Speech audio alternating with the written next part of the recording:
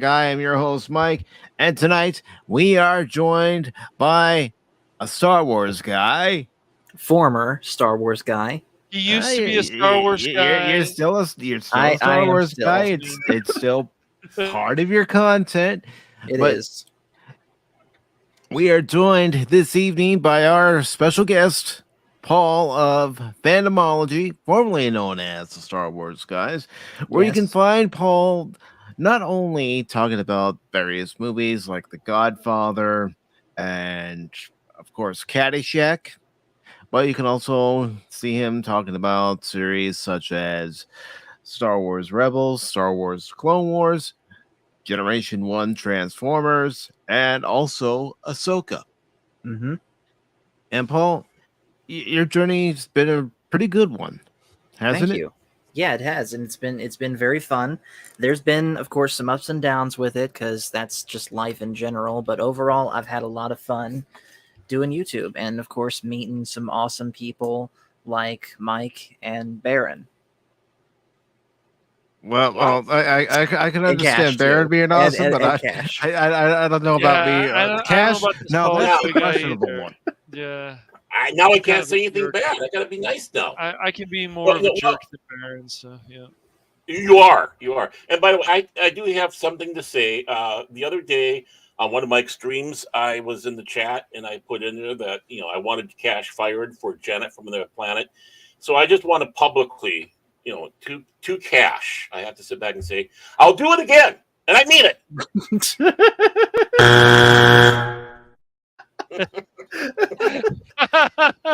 And I feel the same way. I think Janet I know you should do. be replaced by yeah. I think Baron No, should no, be replaced by Janet, definitely. I don't Okay, blame you. I don't know if Janet would be open to that opportunity, Hmm. but anyways, tonight's stream it's all about Paul, Okay. how he started his channel, where it's been, where he sees it going 6 months to a year from now, what he'd like to do for it in the future during the next 6 months to a year, or even in the next few days or weeks. So, Paul, tell us about your channel, how it began. All right. So first off, we got to go back to February, March of 2022. That's when the channel first started, and what ultimately gave me the idea. See, this was actually kind of a slow burn idea that I had for a few years at this point, seeing the likes of Star Wars Theory, Geeks and Gamers, and different people like that doing channels devoted entirely to Star Wars, and they kind of gave me the idea of, hey, I can do that. But it wasn't until just after the season finale of The Mandalorian season 2 when I came across this YouTube channel called Echo Base Network, who of course run by our friends Coach and Nick. And these guys basically sealed the deal for me as far as taking the idea of, hey, what if I made a YouTube channel about Star Wars to I'm gonna make a YouTube video about Star Wars. If these guys can do it, I can do it. And so the Star Wars Guys, as it was known at that time, was born. And at the time, I was only a Star Wars channel. And then somewhere along the line, that all changed. It was this one random stream that myself and my brother Michael, I have two brothers, by the way, both help out with the channel where they can, Michael and Jonathan. Michael and I were doing a stream, talking about the Discord that we had created at the time. And we were just kind of hanging out, talking about different things with the chat. And somehow it got out that there were certain movies that Michael and I had not seen.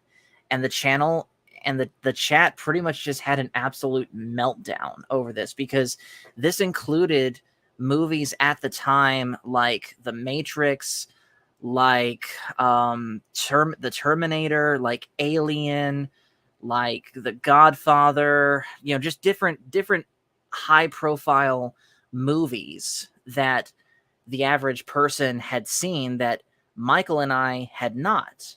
Mm-hmm. So that we kind of pivoted our content to also including this stuff too.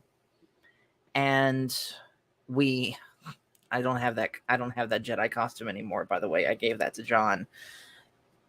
But we wanted to keep it, or at least I wanted to keep it mostly Star Wars. But then other things started getting roped into. Star Trek got roped in. Transformers, of course, got roped in. And then I started doing gaming streams, and pretty much everything became a beautiful mess, we'll say, where I've pretty much by now abandoned the idea that I'm exclusively a Star Wars channel. Of course, the name Fandomology, that came about actually after Kenobi, because I was just so put out with Star Wars. I didn't want to just have a Star Wars name. And so I came up with Fandomology with the help of my community. And yes, there was a brief time that we went back to being called the Star Wars guys, and Baron took over Fandomology. Thank you for keeping that name warm for me, by the way, Baron. But I put it on my arm so it stayed warm. Yeah. But no, for real, we're back to Fandomology now, and that's pretty much how it's going to be from here on out. And yeah, that's pretty much the history of the channel up to this point. Very nice. And of course, yeah, as you mentioned, you've met people along the way. You met Cash, you met Baron, you met Phil, you've met Tim's Talk. Of course, Matt Cave, Coffee on Korriban, Crit, as well. Also X-Wing, Stone Loki, just to name a few. And you've done some collaborations with various YouTubers, and in those collaborations, go ahead, Baron. I'm just gonna say what surprises me. 2022. It seems like you've been doing this longer than that, Paul. Really, it feels like longer, doesn't it? Yeah. Yeah, it does. Maybe at least from my point of view, it feels like longer because I hardly ever take a break. At least like a long break. So yeah, but it's one of those things where this is not only is this just something I'm passionate about in its own right, but it's also something that I do to just relax from work, is just get on here and nerd out about different things with my friends. I can't really do that to the same degree as work. So how else am I going to do it? Yeah, how else are you going to release all that energy that you have wanted to talk about these various TV shows, movies, and games? I mean, there have been times where we've been in your Discord and we've gotten lively, and it's not just me starting it, it's Phil starting it, it's Cash starting it, it's Baron starting it, or anyone else who happens to be in the Discord at the time, like Crit. And those, and I mean it when I say that those streams, those gaming streams where I'm just playing something and we're talking about who knows what in the background, those are some of my favorite streams. See, one thing that is kind of both a blessing and a curse as far as me and YouTube goes is I do not like planning every single detail out. Sure, I'll plan out a stream in advance, but only as far as, hey, what do I want to talk about? When do I want to talk about it? And who do I want to talk about it with? And of course, the logistics that go with that. I don't script anything. I don't believe in scripting anything. I'd rather just speak from the heart, just off the cuff. Whatever comes out my mouth in that moment is what happens. Yeah, I mean, you can look at my channel, for example, and I don't script anything. Whatever comes out of my mouth at the time. A lot of times it's me trying to make a joke, and it's a very bad joke, but you know what? That's the way it goes when you're live streaming. You can make the bad jokes. You just You just want to see the expression on somebody's face as you're making that joke. Like, really, Paul? Really, Mike? Well, Yeah. it's weird because like for some reason YouTube, unlike Twitch, which I know is all live streams, they seem like they punish you, but people still come around. So if you put out the quality content, which everybody should strive for, then things are going to happen with your channel.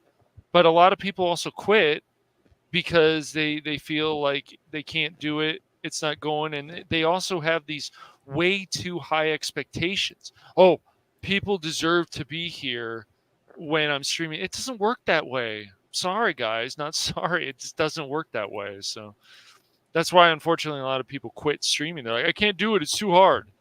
But remember, if it was easy, everybody would be doing it. Exactly. Mhm. And real quick, I'd buy that for $1. Baron Orman Tagge, who's been a member for 1 month, says, "One long month, sub to Fandomology, or else." Wow. Yes. Yeah, Thank that you, should get you guys. some people right there. That should get you some people right there. Thank you. But go ahead, Paul. I mean, this stream is all about you. So when it comes to YouTube, have you thought about scheduling some of your streams in advance? Because I can speak from experience. There are streams that when you schedule them in advance, they do a lot better in reviews and retention. And then streams that are spur of the moment, yes, there have been spur of the moment streams that I've done that have done very well, than others, not so much. yeah.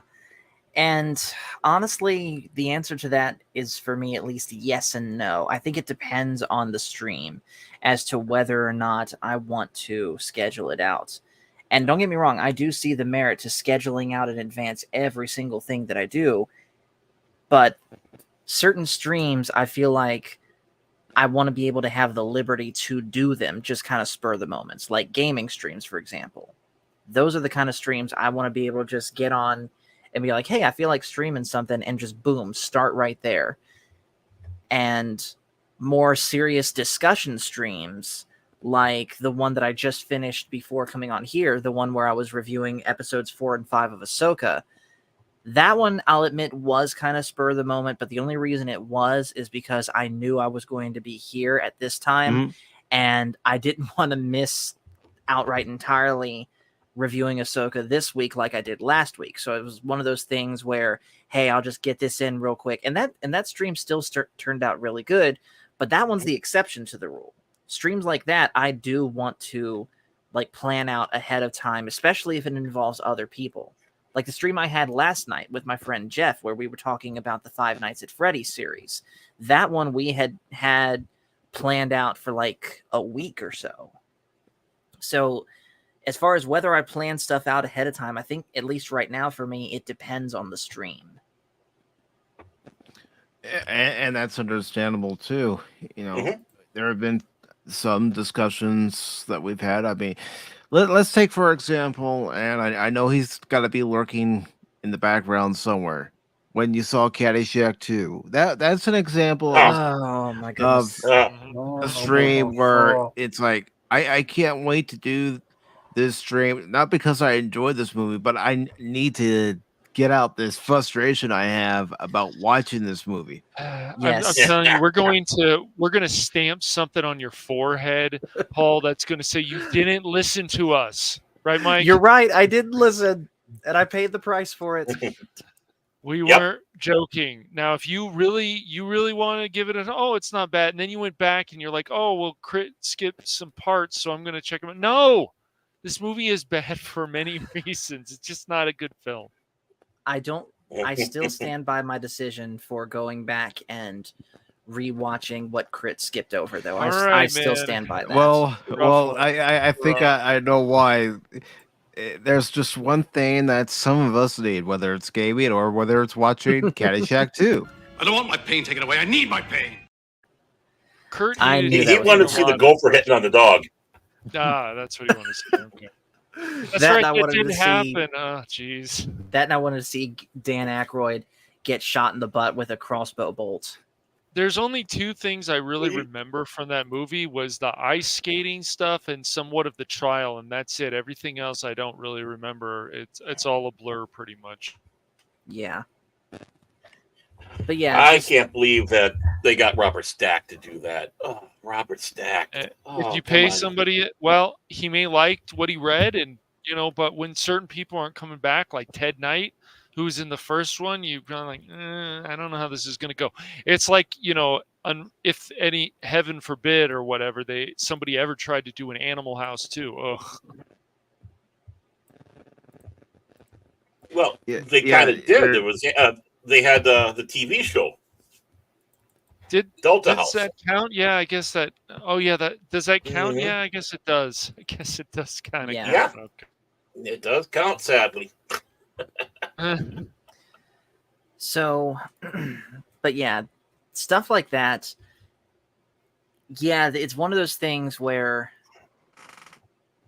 it also depends on what I'm talking about. Like if I see a movie that's either to either extreme, like really, really good, like Alita Battle Angel, or really, really bad, like Caddyshack 2, absolutely I don't want to wait.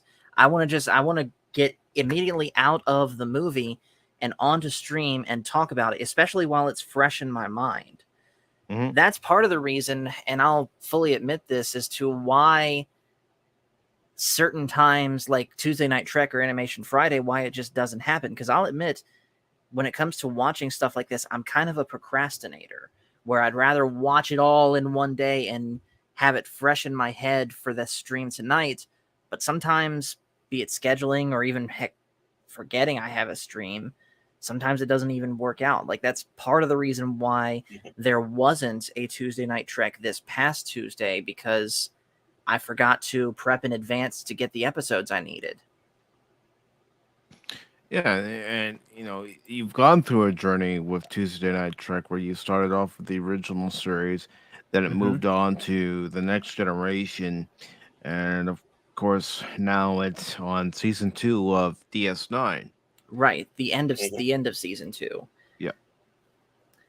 And Tuesday Night Trek has probably been the biggest thing for my channel, because when Tuesday Night Trek was in its prime, that was like the big stream for my channel. Like that's where the most viewership was, that's where the most interactions were, both through the chat and of course through the panelists. And it's a shame that between scheduling and New Trek, that Tuesday Night Trek as it was basically died. But the show must go on, which is why when I popped in here on that Trek stream we did before, I mentioned that I'm, quote unquote, currently retrofitting Tuesday Night Trek, because I want to bring it back, but it's clear that because of scheduling reasons and such, not that I'm trying to push any blame here, it's just clear that Tuesday Night Trek as it was before really isn't going to happen again. So why not try something new with it, with Star Trek Online, and make it a little bit more freeform? You have an idea that I had thought when I was doing all the post game recaps for the Cubs. Mm-hmm. Play MLB The Show while I'm recapping the game. Yeah. But you're going to be playing Star Trek Online. You're going to be going through the episodes that you watched DS9. Is it still going to be 5 episodes, or are you going to? Yes, it is. It's still going to be 5 episodes. This coming Tuesday Night Trek. Let me look at my episode list here. I think this next one that's coming up is going to be 6. Let me just double check.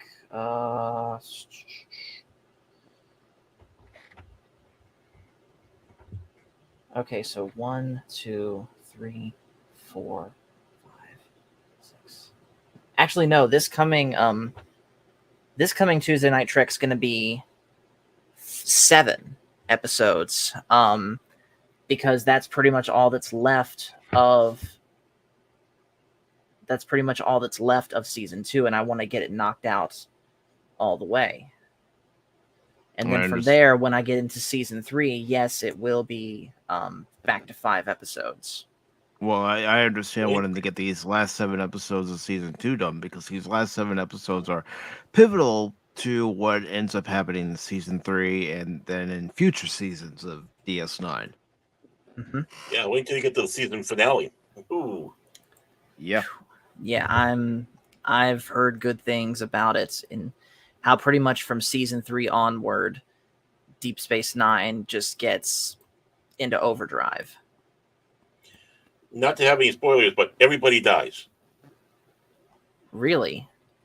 And I do Everybody- want to say hello to Anonymous. Anonymous. Anonymous.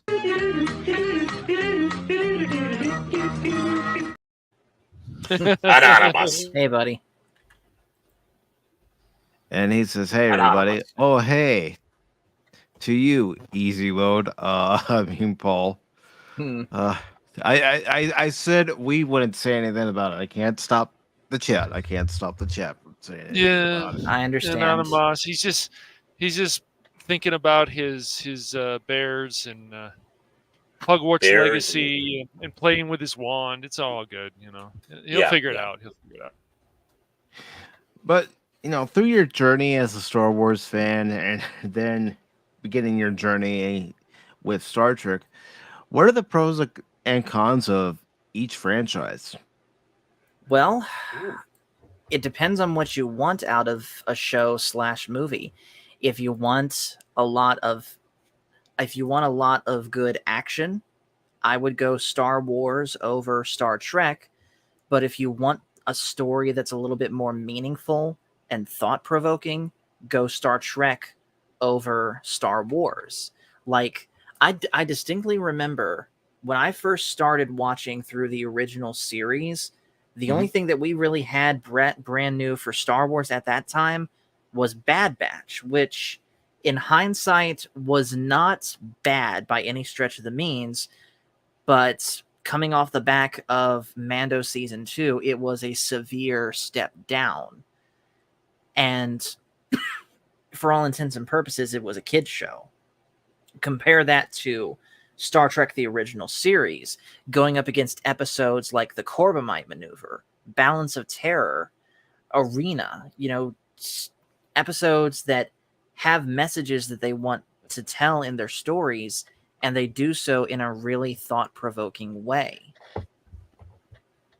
Like, for example, Balance of Terror, you have the crew of the Enterprise versus the crew of that Romulan ship, and it's a battle of wits between the Romulan commander and Captain Kirk, and how, yes, they're enemies, but over the course of their encounters, they're able to guess each other's moves, and by the end of it, you have that really powerful scene where the Romulan commander looks at Kirk across the view screen and says, "In another life, I could have called you friend."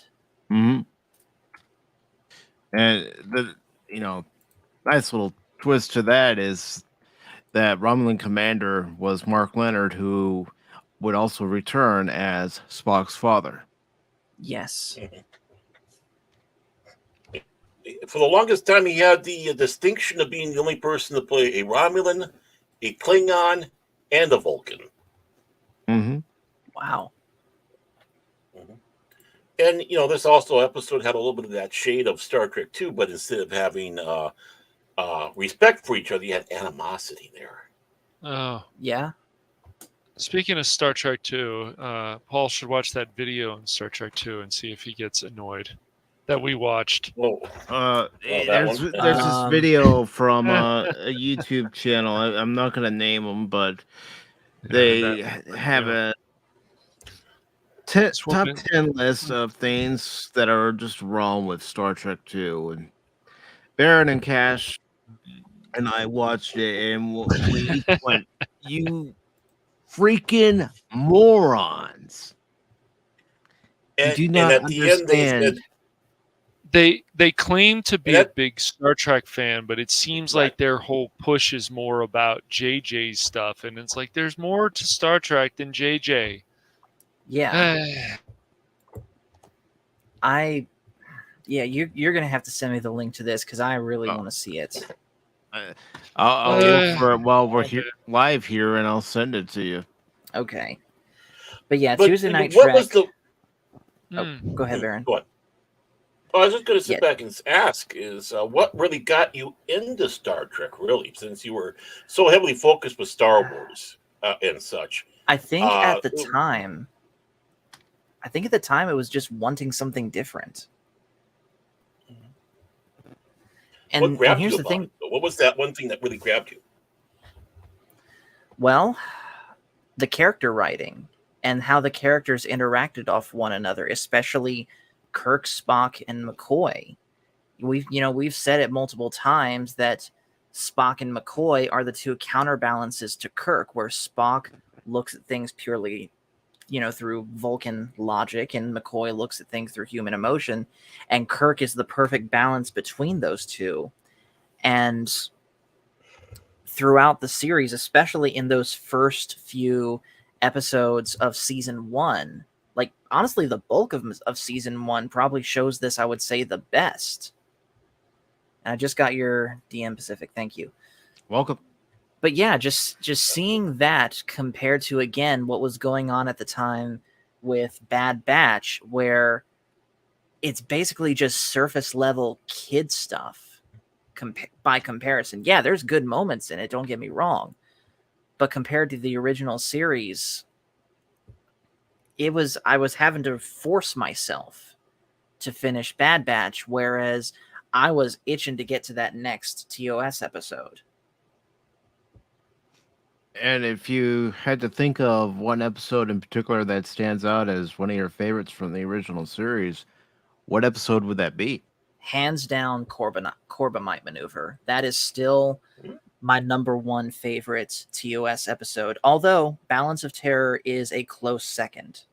But I like Corbomite Maneuver the best because it shows, better than any other episode, in my opinion, the crew of the Enterprise as a whole being good at their jobs. Kirk being a good captain, Spock being a good first officer / science officer, McCoy being a good doctor / personal counselor to Kirk. Uhura being good at her job, Scotty being good at his job, Sulu. Yeah, Bailey, he was the wild card there and cracked under the pressure. But you still got the sense that despite being so fresh, he still had a certain level of competency about his job. Mm-hmm. And if you had to pick one character that stands out, who isn't Captain Kirk? Darn it. Scotty. Aye. Scotty. Mm-hmm. A miracle worker. Scotty, because Hello, computer. outside of the triumvirate of Kirk, Spock, and McCoy, Scotty is the best character, and he just grows into his role and gets more and more screen time as the show goes on. And I know you've said, especially Baron, that had there actually been a season 4, he would have been in the credits with Kirk, Spock, Right. and McCoy. And frankly, they should have made that move for him much sooner, in as soon as like season 2, because I think his defining moment was a taste of Armageddon when he's put in command of the Enterprise, and you see that he's more than just a ship's chief engineer. He's a good leader too, that sticks by his morals in the face of severe political pressure or professional pressure, you could say. Mm-hmm. I mean, think about that scene between him and the ambassador. And the ambassador is saying, I have full authority. And Scotty stands his ground and says, Yeah. no. I know you do, sir, but I won't lower the screens not till the captain tells me to. Exactly. His loyalty is the captain, Exactly. not to some pencil pusher. So And then, of course, continuing on with Star Trek, The Next Generation. Overall, yeah, The Next Generation had more hit and miss episodes than TOS, but when Next Generation was good, good Lord, was it good? Like Best of Both Worlds Part 1, or Measure of a Man, or Measure of a Man, the courtroom drama episode. Such a great episode. Sins of the Father. The Always Lost. my favorite. No, get him off the panel. He's in the timeout. I had to dare get you. Cash Money just No, once. dare you. Nope. This is Paul. This is Paul's episode. He's trying to trigger the clean on side of me, and it's That's not gonna right. work. It's not Okay, gonna work. all right, Yeah. for I'm real. gonna use the Vulcan side. For real though, at the time, yes, I did like The Lost. Now I can see where you guys come from, where yes, Deanna Troi is just a whiny little brat that whole episode. But yeah, again though, when TNG is good, boy is it ever good. And even as little as I've gotten through Deep Space Nine, you know, it's still taking its time to. I'm still taking my time to warm up to it, but still, when it's good, it's good. Like that Q episode, or the premiere Emissary, Mm-hmm. and of course all the movies that I've seen too. You know, I do legitimately like all of them. Yes, even Star Trek V, even though I acknowledge it's the weakest one. Oh, it's definitely the weakest one, but yeah. And with that, Paul, I am gonna play a clip. I think you know which one it's gonna be. I do. Excuse me, I'd just like to ask a question. What does God need with a starship? I knew it was going to be that one. But yeah, all the movies that I've seen so far have been decent at worst, great at best. And no, I know, Baron. I see that. Thank you, Baron. I'm sure Phil will appreciate that. Well, and I know had to I've still got to invoke the spirit. see. I know I've still got to see Insurrection and Nemesis, which I've heard not good things about, especially Insurrection. But I'm willing to bet, because it's still quote unquote classic Trek, there's still going to be one or two great moments in both of those movies. There are. It's just that I'm gonna prepare you for this, but Insurrection feels like a TV movie. Yeah, it's more. I didn't hate it when I saw it in the theaters with a group of people. I think my brother was there too. It's very political from what I remember, but it's been a while since I've seen that whole movie. I liked it. Nemesis, though, I would say Nemesis is still the weakest of the TNG movies. I would probably say the strongest, of course, is First Contact. Oh, That's easily. still my favorite. Easily.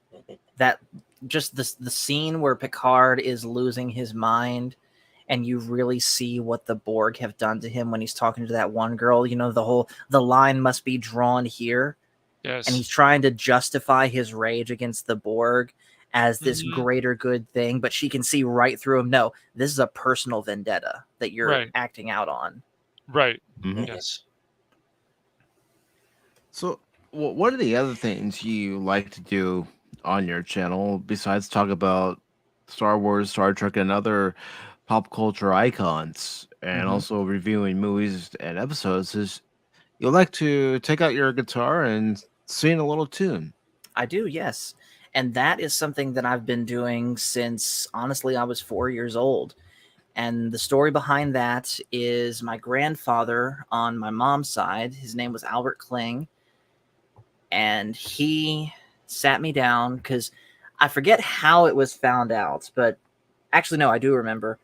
My mom sat me down at the piano, because she plays piano, and she wanted me to sing the song Jesus Loves Me. And I said, okay, let's do it in the key of G. And so Mom said, okay, but played it in the key of A, thinking I wouldn't know the difference. And I noticed it, and I said, no, Mom, that's A. I want to play it in G. And that tipped her off to the fact that I have perfect pitch. And she started testing me, playing different notes, and I would get them all completely right. I'm not trying to brag, by the way. And that helped me take to guitar pretty much like a fish to water when Granddaddy sat me down and started teaching me. You know, he would teach me all the different chords. In fact, let me actually grab. I have a guitar here next to me, but I'm going to grab a different one. So I'll be Okay. right back. No problem. And that is the thing that you will find on Paul's channel, ladies and gentlemen. Not only, like I said, will he talk about pop culture and entertainment, but he'll also bring up a stream where he sings to you. And a lot of people like his singing. He's written songs about, you know, content creators such as Doomcock. I have, yes. So here's the guitar I wanted to grab. So this one right here, this is my main guitar. And for those that know, this is a Martin HD28. But this is my most prized possession because this was the guitar, well, one of really 3 guitars that I inherited directly from my grandfather. This was his main guitar. He played it every Sunday in church, and he passed away in 2011. And I want to say back in 2018, when I moved into my first house, my grandmother gave this to me as a housewarming gift. And I've had it ever since, and I've used it in church pretty much in rotation with my other guitars ever since. And this is still, when I want to play it, between this and my 12-string, this is my go-to. Well, I think I can perfectly say why it's your go-to. It's because perhaps maybe you feel that every time you're playing that particular Absolutely. Good point. In fact, you mentioned all the songs that I had written, you know, about different YouTubers or different pop culture things like Star Wars and Star Trek. But the one song that I am most proud of to have written was actually a song about my grandfather. And I wrote this. I'm going to go ahead and do it for you guys. But I wrote this Please do. well back before I even thought about doing YouTube. The story behind it goes that I have something of a habit. I don't know whether it's good or bad, but I have somewhat of a knack for writing songs in the strangest of times. Like when I'm doing something else, a song will just come to me. And what I was doing at this particular time when the song came to me was I was working at the job I was working at the time called, are you guys familiar with Liberty Tax? Do they have those? Yes, I am. And you've seen, of course, the mascots that they would have dressed up like the Statue of Liberty, dancing around with the sign outside. That was me during high school. And I did that. Yep. I did that for 3 tax seasons. And for a high schooler that had no real bills, it was decent enough, you know, spending money. And that 3rd tax season, they actually let me take my guitar out with me and play it while I was out there. And this one afternoon I was out there doing that, and this song just came to me. So this song it's also the only song I have ever professionally recorded. You can still find it on iTunes under PJ Strassner. And it's a song I wrote about my grandfather called He Taught Me Everything.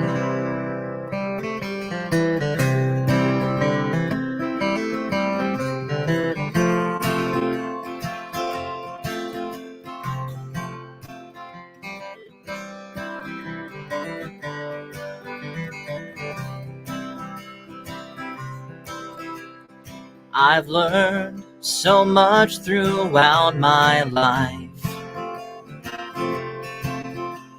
So many people have helped me so many times,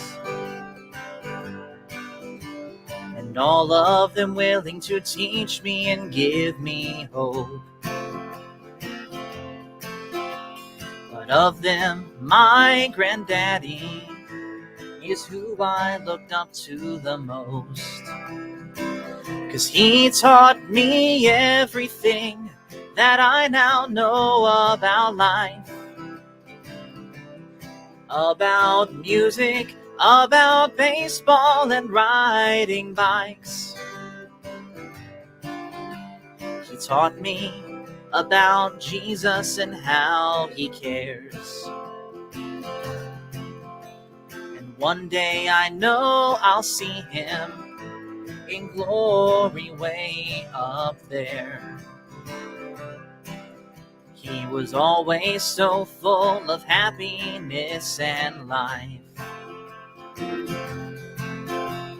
He often talked and laughed and joked with me just to pass the time. He was a preacher, the best I've ever known. And now he's up in heaven singing around the Master's throne.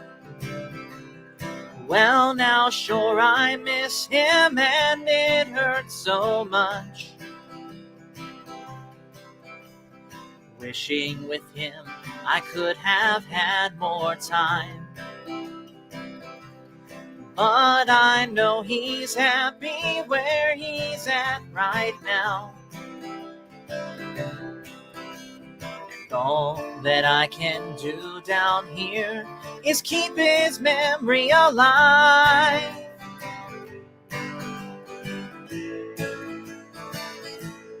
And when I finally travel my last mile, I can almost picture it. I'll see him with a big smile.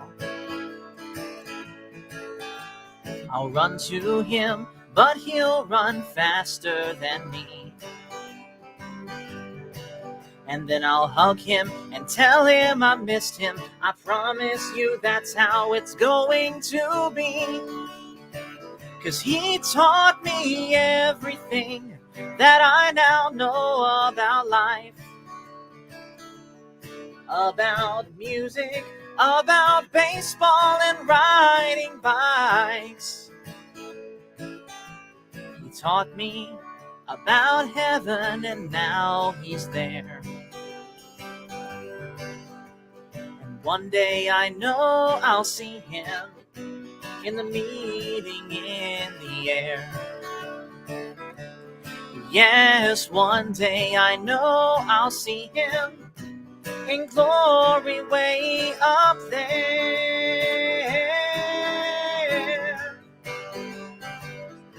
He was my best friend.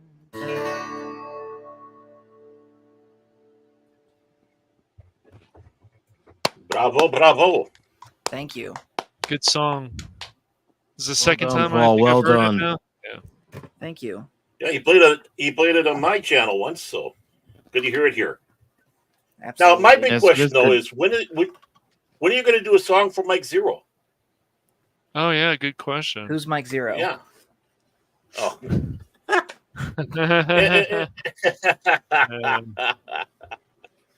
Um, It hurts when people don't know punchline. And Yeah. he is a punchline. He is.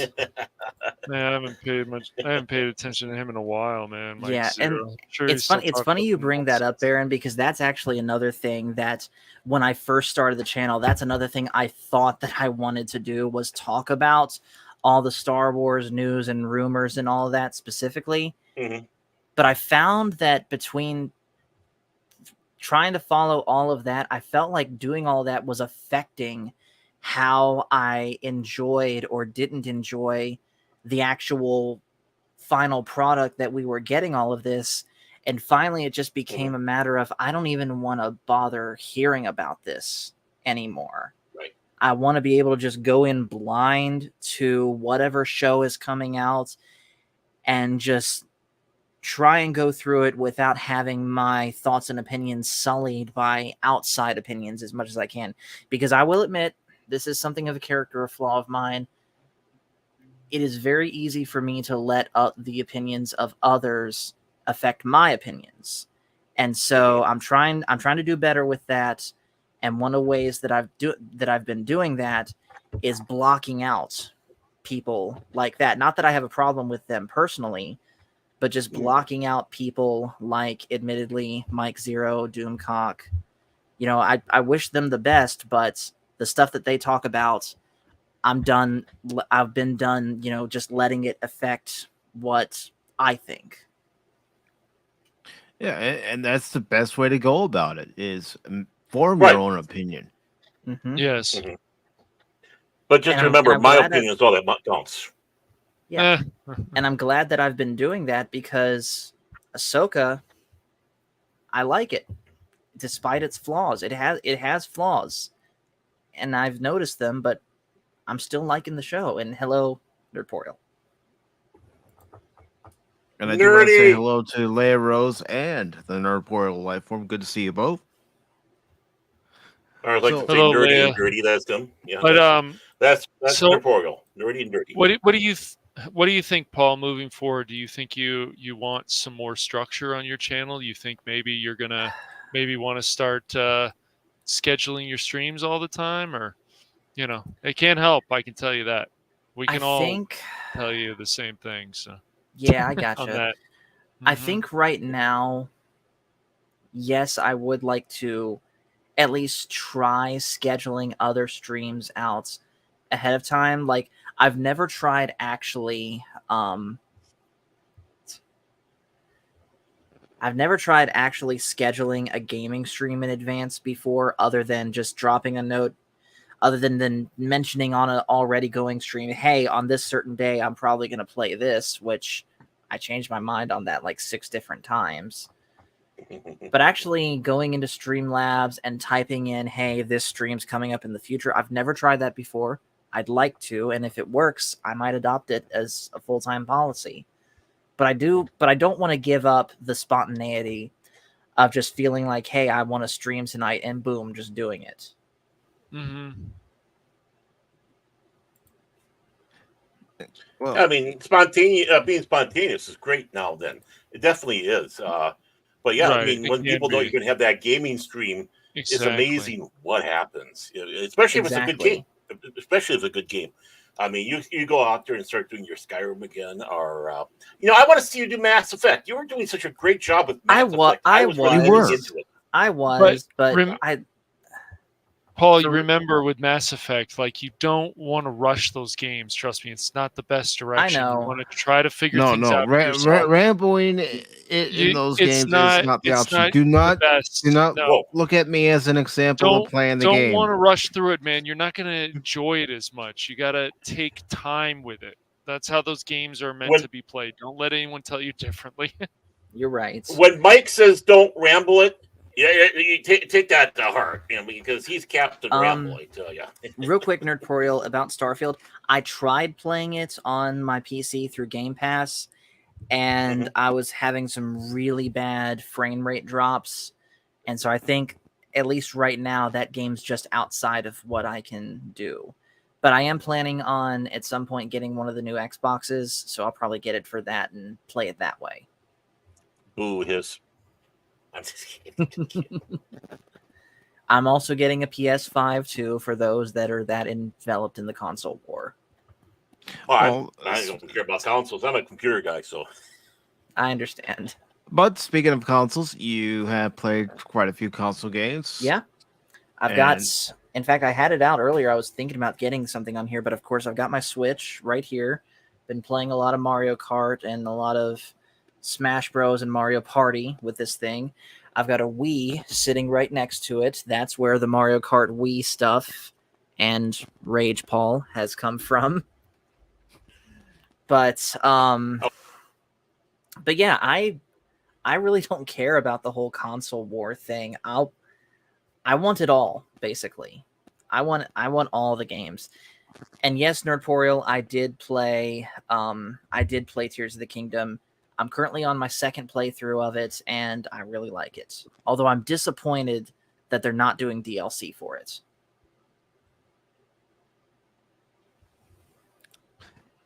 And when it comes to the console games, which game has always been one of your favorites that you can go back to even to this day and say, this is my game. This is where it started. This is the genesis of me playing games.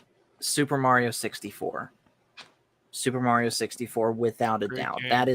That is the first video game I ever played.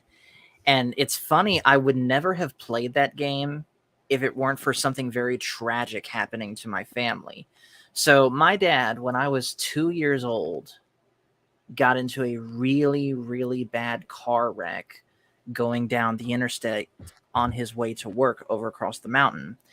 I think the way the story goes is that it was really icy and snowy that day. He was going down the interstate, and another person on the other side of the median lost control, crossed the median, and hit him head on. I think the combined miles per hour that they were going was somewhere in the 100 and teens, but it really messed my dad up bad. Now, he's fine now. You know, he's recovered, and aside from some residual issues, he's, you know, still living life and living well. But he was laid up in bed for a good 6 months or so, and Mom got him a Nintendo 64, you know, just so he'd have something to do while he was laid up in bed. And of course, he got Mario 64 with it. And I started playing it, and as my parents would probably believe, it was all downhill from there. And you've even streamed it on your channel. Oh yeah. That was I knew when I started streaming games, I knew that one was going to be the first one because it just made too much sense. It was the first video game I ever played. Why not make it the first game I stream? Mm-hmm. Well, I can relate. When I stream games on the channel, and if it's a new channel, I always start off with a Mega Man game because I've always had a passion for the Mega Man franchise. Yeah, so, you know, with Mario being what Mario is, considering where Mario began and where the Mario franchise is now and what it spawned, the Nintendo Empire. Let's just call it that. Yeah, I'm glad that at least somewhat I have access to that game even today, you know, through the N64 virtual console that this thing has, not to mention different emulators on my computer, including some Super Mario 64 fan games that I've been playing since even before I left for the Navy. And I tried streaming one of those once on YouTube. I might get back to it, but we'll see what happens. I'm kind of limiting. One of the things that I am trying to do better about the channel from before is I was really bad for just switching back and forth between games too much. And I do still want to do that a little bit just to maintain variety. But if y'all remember, I was switching back and forth between like 4 or 5 different games. And I'm trying to limit that a little bit just for some more consistency's sake. I understand. And of course, Norporiel's asking me a question about who's the only right robot master to fight first in Mega Man 2. Let's see how big of a fan you are. Well, it just depends on my mood, Brian. If I'm feeling froggy, well, then sometimes I'll go after Airman. A lot of people go after Metal Man first, but I'll go after Airman. But it doesn't matter because the difference is, and I'm bringing this up, Brian Nerdporial. Mike is not going to have somebody tell him what to do. He'll figure it out for himself. Yeah, in your face, Brian, in your face. I'll stop. There's nothing wrong with asking for help. I had to do that last night on last Fallout stream. I was trying to figure out where I was supposed to find the stuff to grow food for the sanctuary settlement, and I still haven't figured it out. Boy, that escalated quickly. I mean, that really got out of hand fast. That was just too easy. Say hello to Lord Crit of Everest Productions. Yes. Oh, yes. Everest production. Oh, yes. What is that? Proper occurs. I say. Long Bottom from Family Guy. Yeah. I thought that was you. I don't know. I don't think so. Okay. And when it comes to your channel, Paul, let's say, you're looking into, you're looking into the future. You're looking into that crystal ball. Mm-hmm. Where do you see your channel 6 months from now?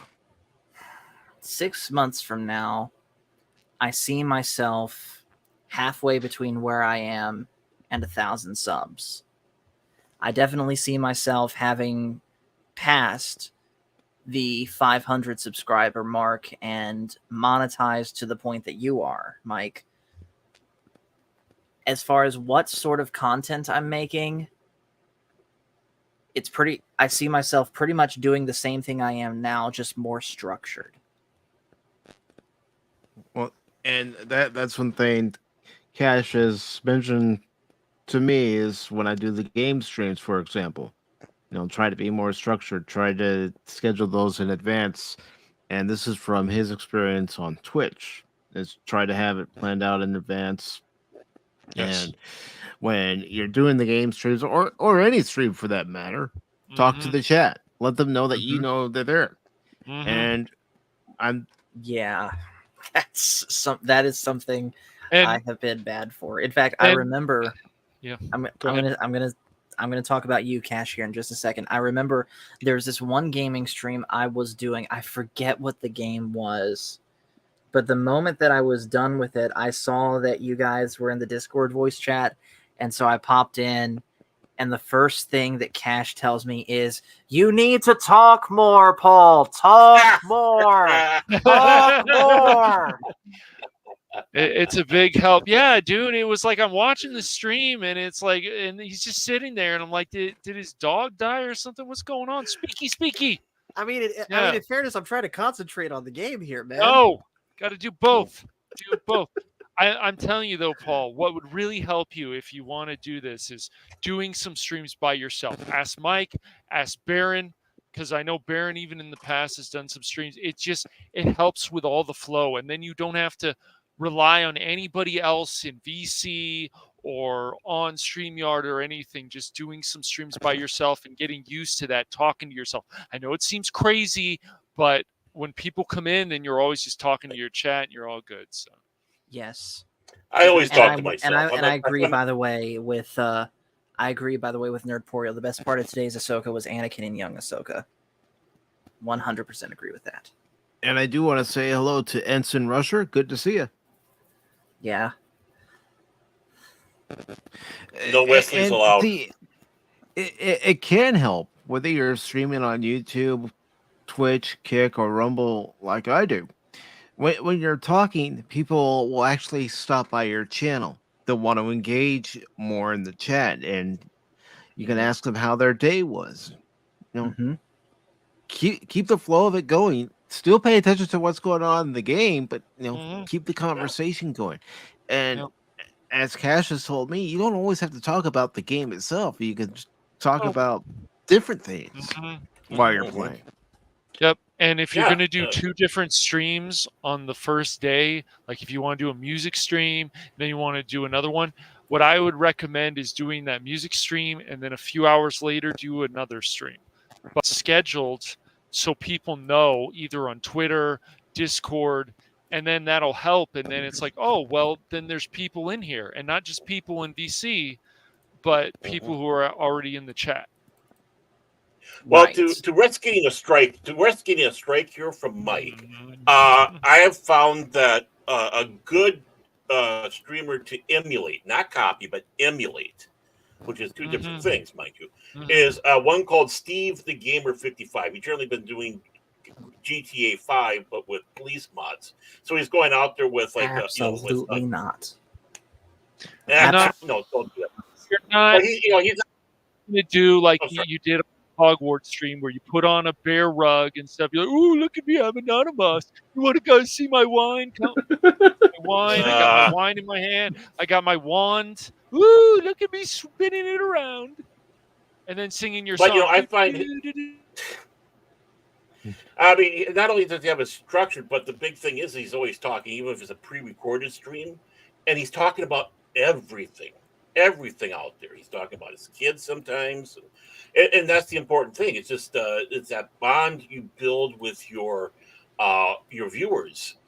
As you keep on talking, you become almost part of their family. I mean, obviously through the computer, and that's a good thing. Yeah. I mean, I think that you kind of have that little bond, and and when you do have a live stream, it's not a recorded stream.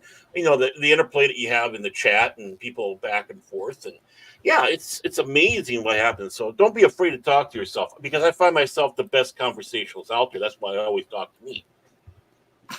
Okay. Right, and I do answer my own questions too, because I find I course. have the best answers. Yeah, I do find I have the best answers. Yeah, that admittedly is my biggest struggle with doing solo streams, especially a stream where the chat's dead, is just finding things to talk about. Because at least my thinking has always been, well, I could always talk about work, but then again, A, who'd want to hear that? And B, my work knows I do this channel. I don't want to say anything that'll get me in trouble. You don't have to say anything that will get you in trouble, but explain what it is that you do and why people come to the location, why it's so important. True. Interesting anecdotes, funny things that happen. That's that's not going to affect your work, yourself, or even the people you're talking about. Even though you don't know who they are, somebody might be going through. But maybe a kid said something funny about something or whatnot. I mean, it's just those little things there. And you know what? And it's funny, when you start doing that, your outlook on life starts changing a little bit, because you're starting to see more with everybody else out there going, it's like the best people watching, and then you're sharing your people watching with people that were watching you. Yeah. It's a vicious circle of people watching. If you wanted to, you could even talk about your first day at your job and what an experience that was for you. And, just in case there's somebody coming by your stream who might be going through the first day at work jitters. Maybe it's their first job. Yeah. And they're nervous. Fair enough. They might have to deal with someone like Cash Money. Feel free to talk about us. I mean, I do. I talk about Cash Man, all the time. I can be more of a jackass than Baron, as I've said before. So. Yeah. Usually it's not on stream. It's usually off of stream. Yeah. Baron tries to attack me, and I have to always defend myself. It's horrible. You should see what happens backstage after we go off the air. I usually have to play referee. I'm sure. Cash, you get in your corner. Baron, you get in your corner. Come on, fighting when I tell you to. Boy, that escalated quickly. I mean, that really got out of hand fast. It did. Anonymous just said something interesting here. I probably could recommend going to Bounding into Comments and pick a list of articles to talk about. I could probably do that during a gaming stream. Yeah, or if there's other sites too. I mean, we ourselves, we love Bounding into Comics. Not that we agree with them or are a shill for them or we don't always agree with them. And some of their articles, the way they're written, I was like, guys, please, paragraphs. But no, stop. Bad grammar. No. Yub. Leah Rose. Yub. Yep. There's Mouse.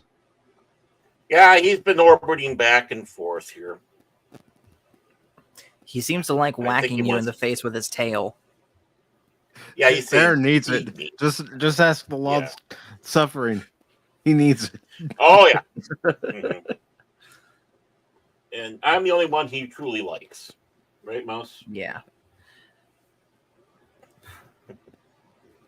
So you mentioned, Paul, 6 months to a year from now, you see yourself monetized. You see yourself with more subscribers.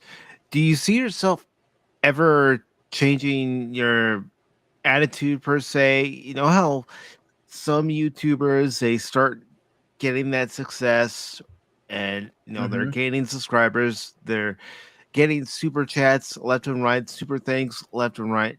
Do you see that ever changing you, or do you feel that you're grounded enough where it's not going to affect you? You have your head on your shoulders. I would like to believe that I'm grounded enough to where I'm not letting that affect me. But of course, sometimes changes like that happen without noticing it first. So I know that even if I was to start making changes like that, people will tell me. And when people tell me stuff like that, I try and do my best to listen. Well, when you start lighting your cigars with $100 bills, then you know you've crossed the line. Yeah. Yeah, and this other thing too. Not only would Crit be the one with the monocle and the top hat, but then Paul will come on a stream one day with a monocle and top hat and say, "Welcome to Fandomology, where fandoms collide."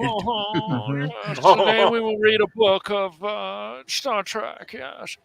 Well, we're part of the Gaming Exploration Organization Club that we go out to exploring games. Yeah, like we're big game hunters in the form of video games.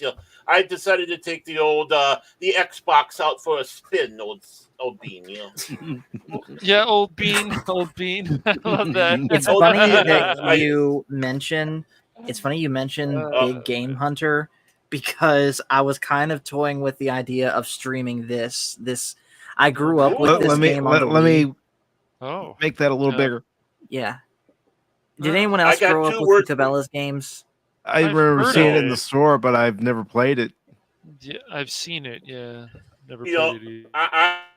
I only got 2 words for you about that. 2 words. What's that? It's not Baldur's. It's not Baldur's Gate. It's not Baldur's Gate. Yeah. You shoot the bear. You don't try to pork the bear. Well, you actually can kill the druid in the game if you want to. So you're not. I was though actually looking into possibly getting into Baldur's Gate after vacation. Oh my! I've heard you guys talking about it. It's something. You literally, I mean, you can make the goblin eat some crap and stuff like that. Yeah, it's great. The thing is, it's literally, this game is probably from what I've seen already, the stupidest, most I don't know, stupidest, most interesting, most weirdest fantasy game I've ever seen in my life. But you can literally skip all this stuff, and then you don't have to do it. It's just give people a mod for them that don't want certain things in this game, and that would be great. Yeah, and then the bear.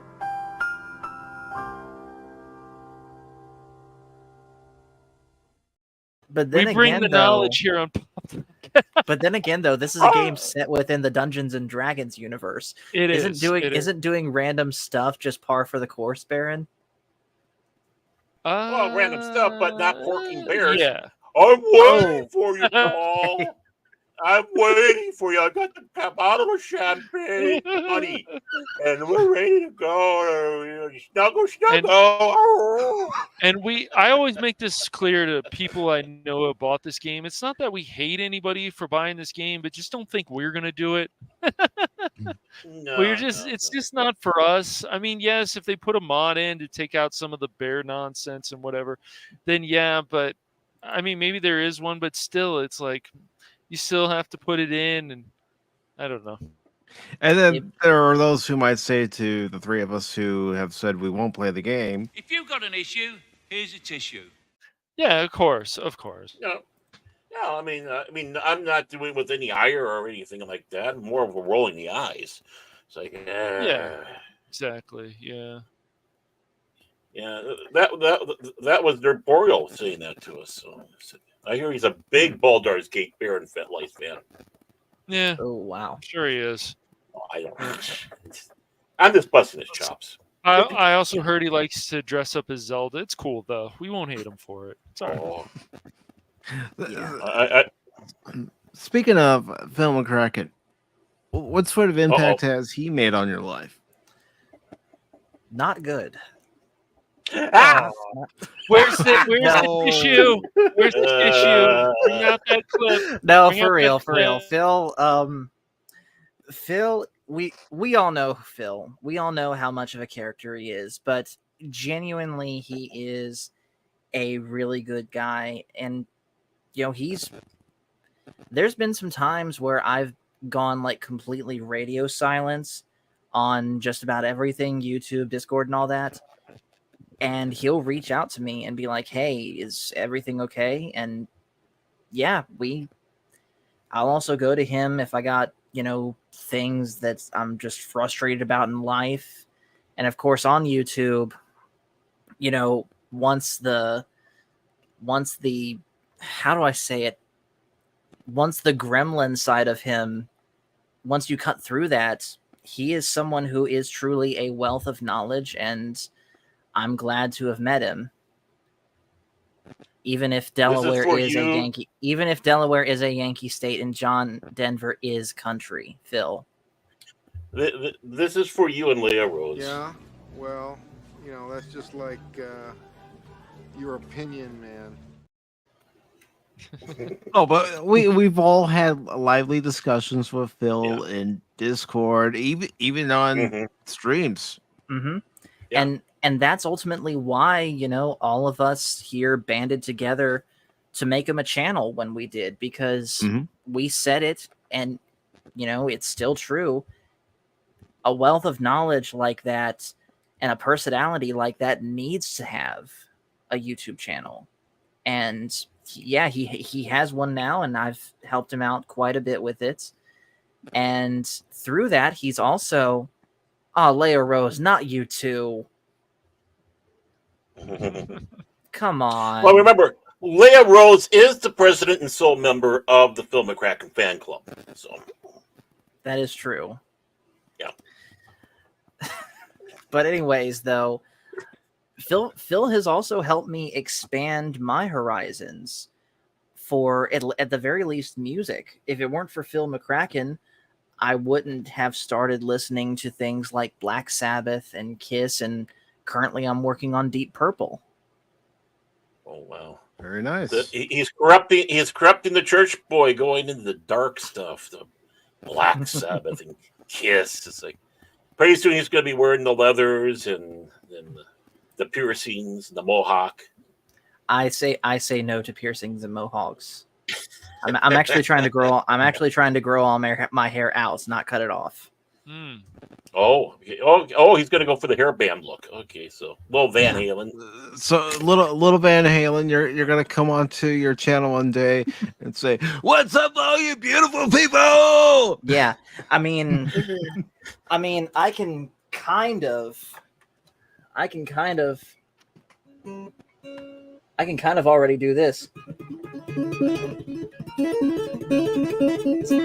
It works better on an electric guitar, but you get what I'm trying to do. Mm-hmm. Yeah. David Lee Paul. Now you got to get into AC/DC, man. Yes. AC/DC. We will see on that one. I already don't like Brian Johnson's vocals. Boo.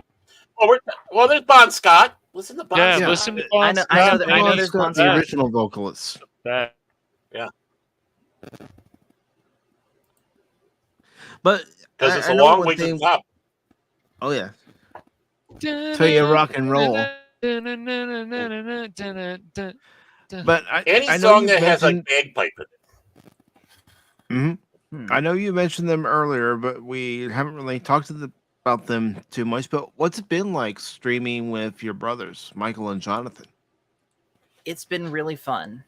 And it's one of those things where I really am all about being part of a close-knit family, and anything that I'm involved in, I want to try and get them involved in too. And it's one of those things where, at least right now, that's not exactly possible because of their various different interests and schedules, especially with Michael now, in the Army and the reserves. Jonathan's just gone back to school. But I'd still want to. I still do my best to get them involved in all the same in the YouTube channel as much as we can. But in the very beginning, it's funny. I actually was completely against Jonathan being on the channel because I thought at the time that, and again, keep in mind, this was back when we were still mostly solely on Star Wars. I thought that just the state of the fandom overall was going to be too toxic for me to, as a responsible brother, expose Jonathan to. But over time, I've, lessened on that, and John came on and he's started contributing, and, he's brought things that he likes to the table. Like, for example, I know one thing that we've been doing recently are these streams called Beginner Series. Baron, we've done one for Warhammer 40K. I've done one with John for Sonic and Shovel Knight. I'm going to bring back Jonathan to do one for Splatoon. So Michael and John are not completely gone. It's just more of a scheduling issue. Yeah. And Baron and Cash, if you have any questions you want to continue to ask Paul, please do. When is the Buster Bar girl going to make another appearance on your show? I like her. Oh man, she's spunky. Good question, man. She's spunky. I'm the whole Buster Bar girl thing, honestly. Okay. What now? I've tried twice. I've tried twice to go back to that same Dairy Queen and find her, and at the very least tell her what you guys have been saying. I can't find her. This is the video that we're all talking about. If you don't mind, if I show up, Paul. Go ahead. All right. All right, Phil. Look what I'm finally getting. Finally getting a Buster Bar. Hold on. Pause it right there. Pause it. Phil started this where he says that the way that girl is looking at me is allegedly her wanting me to ask her out. I don't see it. I don't see it. That's more a smile of amusement of, okay, this guy's doing something weird, but I'm just going to play along. The fact that she's playing along. All right, fine. Fair point. Mm-hmm. Yep. We look at that look. No, look at the look. I will tell you, folks. We've all been telling Paul, dude, she was into you. Yep. That could have been Mrs. Fandomology. Right now, at this time, he could have been married to her and have 3 kids. Could have even asked her, like, because she didn't mind being on the camera and stuff. You'd be like, hey, can I interview you? Want to talk after my show's done? Whatever. After this clip is done. Yeah, just don't leave. Hey, you want to make a movie? Exactly. Don't lead out that way. I found out. Right, exactly. No. What? I have. What could happen? You never know.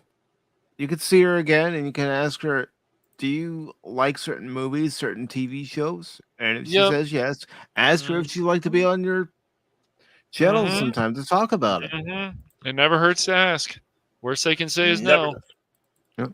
True. And I'm not doing this to embarrass you in any way, Paul. No. It's fine. No, he's not. That's true. Your DJ, tell him about your turtles, man. man. Yeah, tell him about your turtles. Next time, tell him, hey, I know this guy. He's got turtles. She might like turtles. Who knows? Yeah, and let her know that that turtles can breathe through their butt. Yeah. I mean, What? It's those things. Yeah. Ask DJ. Ask DJ all about it. Yeah. Oh man. And I like DJ, please tell me you're wearing something other than a white shirt. You see where Phil started? Yep. Oh, of course. But we'll go ahead and play the rest of this video. All right, Phil. This is just for you. Because your reaction to All right, trying Phil, the Buster Bar. I am taking it out of its wrapper. And here we go. I have never had one of these before. This is exclusive content just for one person. Here's me eating a Buster Bar.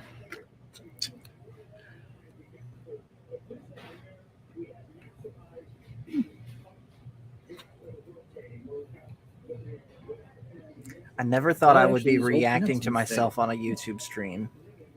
All right. Well, Up. Star Wars guy. Anything can happen on YouTube. That's Yeah, right. You Guys, could have it's an also asked unofficial Buster review of Bar the Buster Bar. girl. Oh, It's good. Phil, I'm saying this now on behalf of Matt Rissman. Get him his Buster Bars. That's the whole reason I did this. That's the whole reason I did it. Yeah, because Phil had this little tirade for a while where you go, "Get me my Buster Bars. Where are my Buster Bars?" No, that was Matt. That was Matt Rissman that was saying that because Phil lives near a Dairy Queen, and Matt Rissman was messing with Phil, saying, "Hey, you live near a Dairy Queen. Get me some Buster Bars." But it is funny stuff between the two of them, and one thing I wanted to ask you about was, the times where you've streamed with Echo Base or Doomcock. Mm-hmm. How was that for you? Oh, those were, well, first off, the very first stream that I ever joined was Echo Base Network. This was back when they were doing open pop-ins for absolutely anyone before it became a channel member exclusive thing. And we were talking about something related to Disney, Star Wars, something related to Mando. I popped on and basically, said my piece. By the way, Mexican Iron Man was there for that first stream too, so I got to give him some credit, even if I am getting revenge for that lightsaber duel. We'll see. We'll see. But yeah, it's just one of those things where I tried it and I was like, hey, I like doing this, and I kept coming back, and eventually, like I said, it became one of those things where I'm having so much fun talking to Echo Base Network on their channel, and I see how these guys are doing it. Why can't I do it? And so every time I go back and stream with Echo Base Network, whether it's me joining their channel or one of them popping onto mine, it's always a great time. And then the 2 times that I streamed with Doomcock were also really fun. Funny enough, it actually took me writing a song about Doomcock for him to get me to invite him that first time. Mm-hmm. And then the second time that he invited me on was when Kenobi came out, and of course we all know I hated that show like worse than I hated Book of Boba Fett. Mm-hmm. And that was around the time that I first changed the name to Fandomology, and Doomcock took notice of this, and he said in one of his videos at the time about Kenobi that this show has been so bad that certain channels I know that used to be Star Wars exclusive now want nothing to do with Star Wars, which at the time was true because, I was just so badly burned out with Star Wars I didn't even want to talk about it, except for what I had already committed to. And so that kind of led to us talking again and led to me coming back onto his show to talk about why people are leaving Star Wars. And it's just a shame that I wasn't able to do any songs that time because I didn't know it when I was live, but I was suffering from COVID at that time. Ooh. Mm-hmm. And I mean, that's a real shame because I'm sure Doomcock would have enjoyed hearing another song. I'm sure, the fellow panelists would have enjoyed it. And of course, the chat would have enjoyed it, but you can't help it when you're under the weather like that. Exactly. Yeah. Which just as a side note, I know everyone has a difference. I know everyone in their channel is different when it comes to what you do when you're sick, but I kind of go by an unspoken rule where if I'm too sick to work, I'm too sick to do anything for YouTube. Mm-hmm. That's a good way of looking at it. I mean, when you're sick, if you can't go to work, you want to spend that time resting so you can get back up and get back to doing your daily routine. And I know. I don't want to be. You're streaming and you're not feeling well. Well, that's time you could be spent resting. Exactly. Mm-hmm. And do you mind if we play the Overlord DVD ballad? I can do it for you. I can do it for you here live now. Okay. Woo! Even better. That's right, folks. Another live performance from Paul of Fandomology. All right. Let me grab the lyrics to it real quick because it's been a minute since I've sang this one. Okay. Let me see. Here it is. All right. Here we go.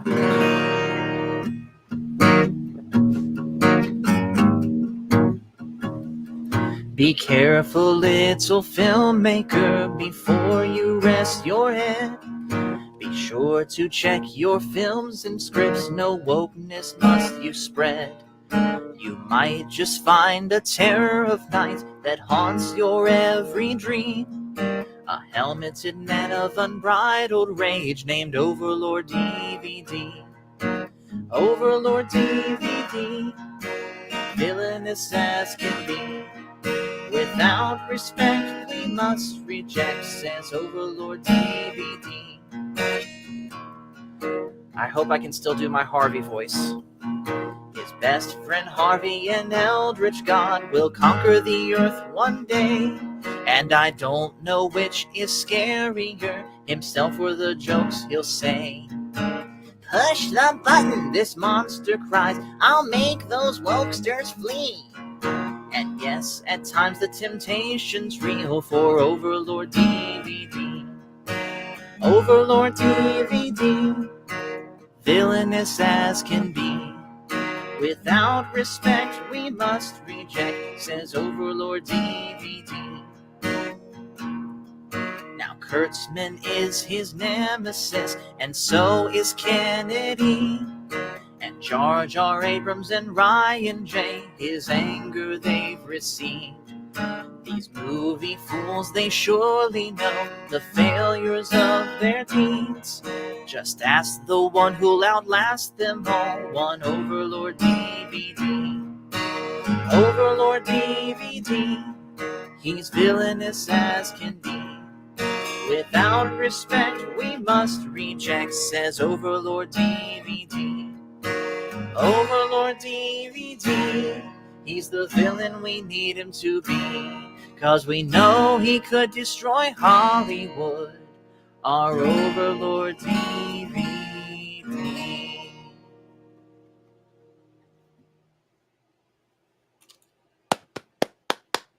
Thank you. Bravo, bravo, bravo. I'm surprised I was still able to pull off that Harvey voice. I was very much out of practice with it. You did a good job with it. You talking about Harvey? Push the button. So, Paul, who would you like to stream with in the future? Let me see. I would probably Me. Honestly, I'm kind of just I've streamed with just about everyone that I would want to stream with. I've streamed with Coach and Nick. I've streamed with Doomcock. Of course, I've streamed with everyone here on this panel. I've streamed with Crit. I've streamed with X-Wing. I've streamed with Coffee on Korriban, Star Wars Theology. I've streamed with just about everyone I'd want to stream with at this point. Now, if I find someone else, I'm sure this answer will change, but at least right now, everyone that I would want to stream with, I've already streamed with. All right. I will say someone that I have not streamed with for a long time that I would like to stream with again is Brandon the Anime Guy. Which is where Baron will be later on this evening. He will be joining Brandon the Anime Guy at 8 p.m. Eastern, 7 p.m. Central Time, and they are going to be talking anime. Awesome. In about half hour, so I'm going to be ducking out a little early, I'm afraid to say. So you do me proud, Paul. Do me proud. I will. I mean, didn't you know, Baron, didn't you know, Baron, that this is my audition to replace you on this panel? I know it is. Oh, I know. I mean, there is. You're gone. Exactly. The Klingon Empire will remember what has happened here. You have sided against us in battle, and this we do not forgive or forget. And don't worry, I'm being replaced by Paul, and Cash is being replaced by Janet from Another Planet. So we have to get that diversity thing going. We'll have to go. We'll start another show then, Baron. That'll be fine. Welcome, one and all, to PACIFIC414 Pop Talk, along with Paul of Fandomology and Janet from Another Planet. I'm your host, Mike. Baron and Cash, well, they're doing a stream at the same time we are. How dare they? Yeah. That's about right. No, but we all do have a lot of fun streaming together. I mean, you know, when the four of us get together, even if Paul's playing a game and we're all in the Discord just being silly and goofy, we do have a lot of fun. And we have a lot of serious conversations too when we're in Discord. Yeah.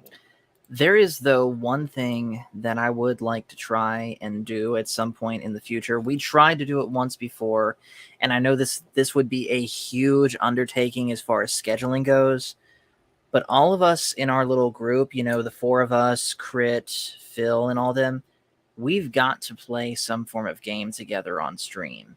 We tried doing it a couple times with Among Us, and that was fun. We of course did it with Broforce, but we gotta do more of that. Well, you know, Paul, there is a new game out that Baron, Cash, and I have played the demo for, and we are planning on streaming it come Friday.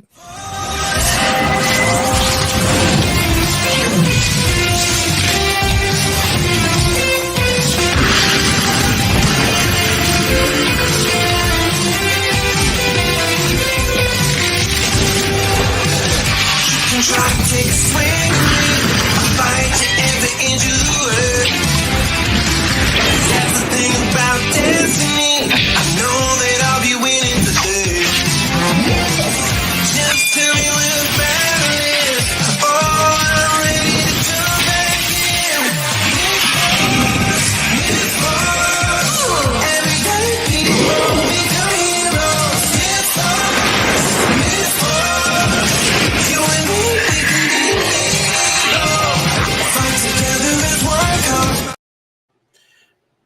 And you know, Cash will be playing the female because he likes getting into his feminine side when he plays video games. You guys need a purchasing that game right now. Yeah. All right. Okay. Yeah, that's you know, we played the demo. It's so much fun. It is. It was fun, and people are just already hating on it on Steam, and it's like, well, you guys know this is a roguelike game, right? Like, they want armor, they want this, they're running into some technical issues, so hopefully we won't, but I don't think. I don't know. I don't know if they feel that way. They feel that way. Do we want armor? Do we want our upgrades to stay after the round is over? There's only. I want us to have fun like we were playing the demo. That's what I want. Yeah, if they take that away from us and it's not as good as when we had fun with the demo, then it's a problem. But people need to also understand this is a rogue-like game. So I don't know if they're going in thinking, oh, well, I'm having things taken away. Well, it is. Real quick question, Cash. What does roguelike mean? It means when you go through the like the dungeons or whatever, you will lose your stuff if you die. And then you're going to have to go back in. So you're going to build yourself back up. But I think some stuff you'll be able to keep. But like when you unlock stuff, like a roguelike, for example, is let me find the game here. Well, I mean, this is a throwback to the games that we had when we were younger. I mean, like the Wolfenstein 3D and all that stuff. You know, you die, you start fresh, and you cuss, you scream, you yell, and that's exactly what this game is aimed at. So they don't understand it. Hades is a roguelike game, so you can yes, Hades is, you go in there and you die and then you have to go back to the beginning, but you do also unlock weapons, you do unlock new abilities that you can go back and use, but you are going to go back to the beginning.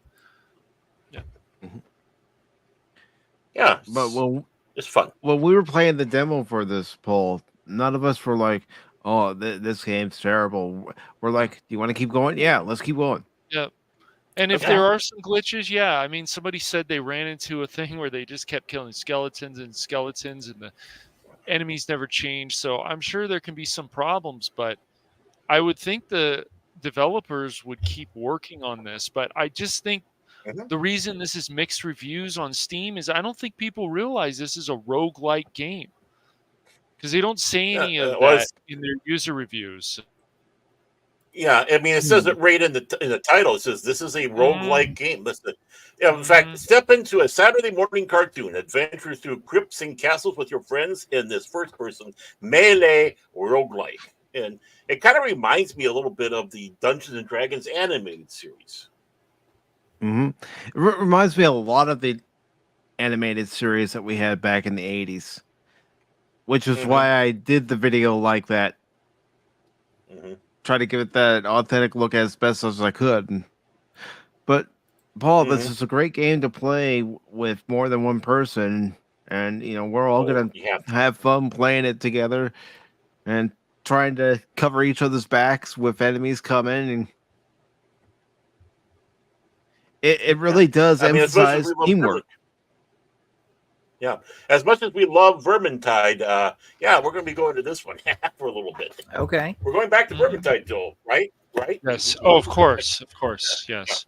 I mean, and that's just it. That's exactly right. This is a teamwork game. That's why it's bothersome when you get these hunyaps that come in that you don't know. It's like the three of us and then some Joe Blow, and it's like the dwarf is running ahead again. Yeah. Again. Yes. Yeah. And one question I wanted to ask you is, what's your favorite kind of movie? What does a movie have to have where you can sit down and watch it no matter what the title? That is very hard for me to answer because I don't know how to explain it. It's just one of those things where I have to like what I see and it makes sense. That's about the best way I can say it. So great visuals / action, but the story makes sense. So Predator. That's it. No. Alien. That was a scary movie. I don't do scary movies. Oh man, it's all right. Let's get into this for a second. All right. You know what? You need to play Alien Isolation, man. Needs to look at those androids. Okay, Look at them too long. I'm aware that I have had some pretty controversial, we'll say, takes regarding what I like and what I don't like as far as movies. Do you have your movie list? Do you have? Give me a second. I'll bring it up. You upset Keep in mind, Pop, this is man. the new rearranged version of it. I know, but it's still your movie list, and all right. Yeah. So let me bring it in here real quick. So this list has made many people just flip out and lose their mind. At least the old version did. But here it is. So it's been reorganized now into different categories. So we have up here at the top absolutely great movies. So I'll let you guys read through these real quick. Tell me when you're ready to scroll. I'm gonna bring it up a little bigger on the screen. Okay. Bigger. So yeah, in the great movie section, we have Godfather Part 1. That one I actually just added. Movies like It's a Wonderful Life, Alita, Wrath of Khan, First Contact, Godzilla versus Destroya, Terminator 2, Top Gun Maverick, different things like that. And then down here we have movies that are just solidly good, like Big Lebowski, Star Trek 6, Star Trek 3 and 4, Iron Eagle, different Godzilla movies, Chippendale Rescue Rangers movie, some Harry Potter, Commando. Good but not my thing. Here's some controversial ones where I recognize that these are good movies, but they just don't do anything for me. Like Die Hard, Predator, Alien, The Matrix. About the Matrix for a second. Die Hard, Paul. Die Hard, Paul. Yes. I remember, though, the very first time that I showed Doomcock my list in the old version, he flipped out over the fact that I like Matrix Revolutions more than the first Matrix. Yeah. Which I still Yes, stand by that, by the way. I remember when we did that stream on your channel, we talked about the Matrix, and I'm like, no, the only Matrix that should ever matter is the first one. No, I haven't seen 4, but and then Crit flipped out when I completely misunderstood King Kong 1976, thinking it was an environmental movie instead of a. I don't even know what kind of movie it is. It still looks like an environmental movie to me, Crit. You're dead to me, DJ Ronnie. Matrix 3 is not better than Matrix 1. Thank you, DJ. Shame on you. Shame on you, DJ. You look at your turtles and you think about what you said. Because DJ Ronnie G just can't wait to crawl in and become a human battery. That's why. Okay, that's what. And then movies that are just overall meh. Dune 2021, but I have a question mark there behind. I have a question mark next to this one because I'm gonna rewatch it in preparation for the second one. Because I may change the ranking on this one. Yeah, and let me ask you a serious question when it comes to the 2021 version of Dune. Do you think your opinion of it might have been affected had you been able to see it in the theater? Maybe, but I think also it has to do with the fact that I saw Dune 1984 first, which I love. In fact, is that on here? I don't know. It is not. Let me fix that. DJ, I'm gonna put Dune 1984 right in the middle of great. DJ, the only good thing about the Matrix 3 is Agent Smith. That's it. Everything else is absolutely a mess in that movie. I don't care what you say, DJ. What about Battlefield Earth? Where's Battle? No, I have not seen Battlefield Earth. Oh, you gotta give Star Trek Generations a little bit of love. I thought that was better than just. It's not terrible. Like Generations has some good stuff in it. Yes, I understand the whole thing about Kirk and people were upset about it. But when I went to see in the theaters, I'm like, am I supposed to hate this? Because I don't hate Generations. I know y'all said it about Insurrection. It's not bad.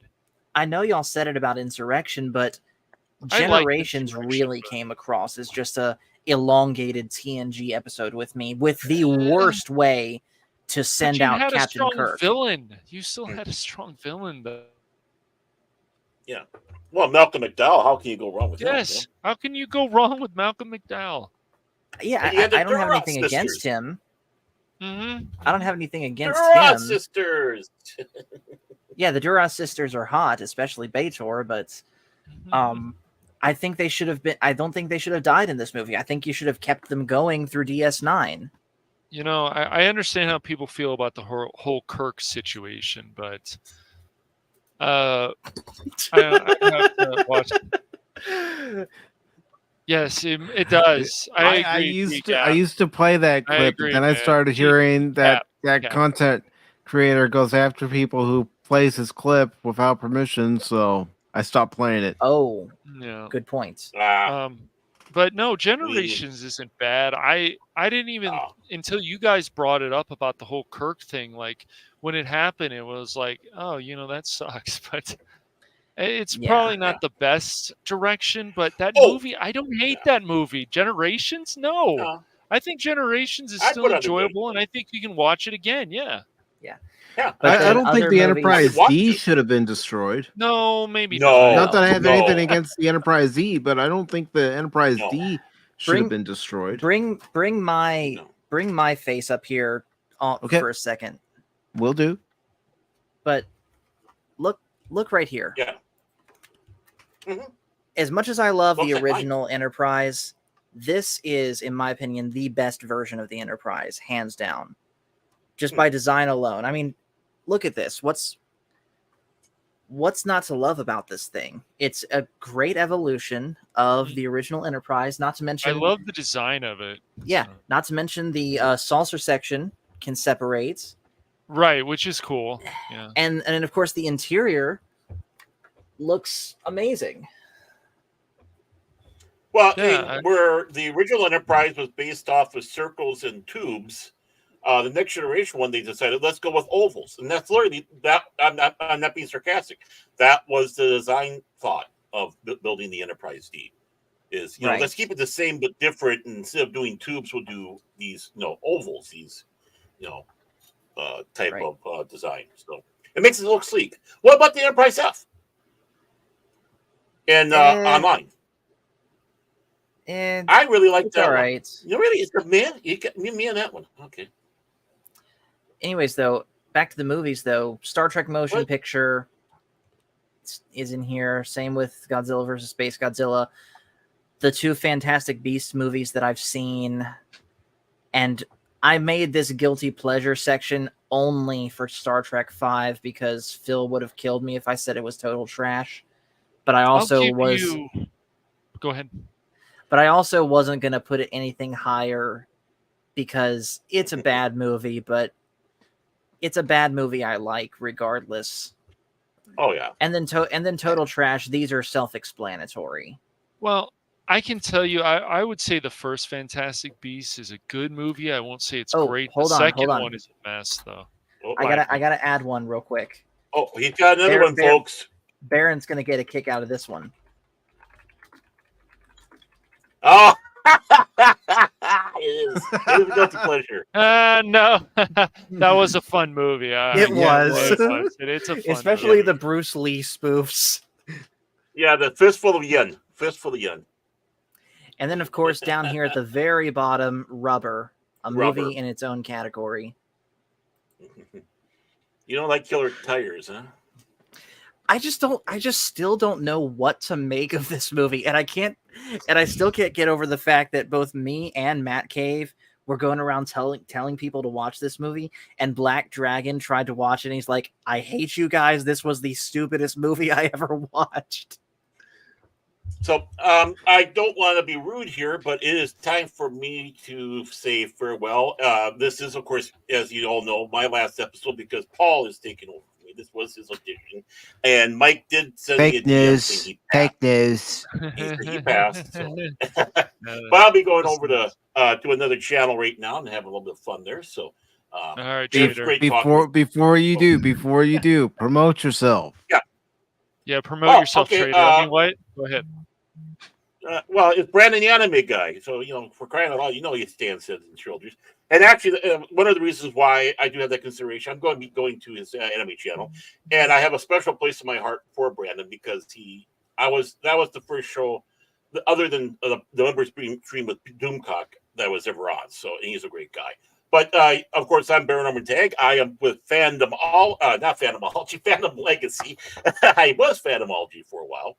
And Fandom Legacy. Legacy. Yeah, Phantom Legacy. So we are doing on Saturdays, 7:00 Central Standard Time. We're doing a discussion of Babylon 5. We'll be going into season 3, part 1, because and I don't know how many parts this one will be because I'm sure we're really going to get into some nitty-gritty discussions about how the show is going. So on my channel, Fandom Legacy, at 7:00 Saturday at 7:00. Of course, I'm here with Mike and Cash every Wednesday and Sunday because if I'm not there, they'll talk about me. So you can catch me there. Well, right that's what we do. If I'm not here, you guys talk about me. If Cash isn't here, we talk about Cash. That's just how it goes. If Mike is not here, then the pirate flag gets raised again. Always, me starts happening again. Mm-hmm. You got that right. So I have to get my thing ready here for talking about anime. So right now, there's a little bit of a hiatus with the Primetime Kings of live stream. So I'll let you know when that happens. But that's with me, of course, 24/7 Fusion. Me, Vigilante Williamson, and Newbomb Turk. So when I hear news, I'll let that out there. And you never know where I'm going to be showing up. Maybe a little Myth Force this week somewheres with some hooligans somewheres. We never know. Some hooligans, yes. You're a big hooligan, Baron. Don't you forget it. I am. I'm not denying it. I can be part of your crew. Come on. I want to join. Yep. I want to join. All right. I'll look into it. You'll look into it, yeah. Say hello to Brandon for me. I will do so. I'll say hi to Brandon from all you if you want. So Yeah, absolutely. Awesome. Okay, so everybody in the chat, thank you, love you all. It's because of you and even the lurkers that we're doing this. Get Paul up to 500. Come on, talk to your friends, coworkers, enemies, especially your enemies, and have them sign up and subscribe to Fandomology. With he used to be Master Paul, but I call him Padawan Paul. He'll always be Ensign. Ladies Paul. and gentlemen. Ladies and gentlemen, Paul is currently at 408 subscribers. All he needs is 12 more to get up to that magic number of 500. Let's get it done. Come on. Come on. You can do it. Do it now. Come on. He's not a tumor. We promise. He's not a tumor. Get to the 500 chopper. When I started going to the gym with Jonathan, I would sometimes do those Arnold voices to him. Yeah, come on. Okay, you farewell. Do it. Later, brother. See you, Baron. Thank you, Baron. Take care, everyone. All right, Paul, I'm going to let you talk about whatever you want to talk about right now. Okay. Well, let's see. Right now, by the way, I'm putting in the game code for Myth Force, so that'll be ready soon. Nice.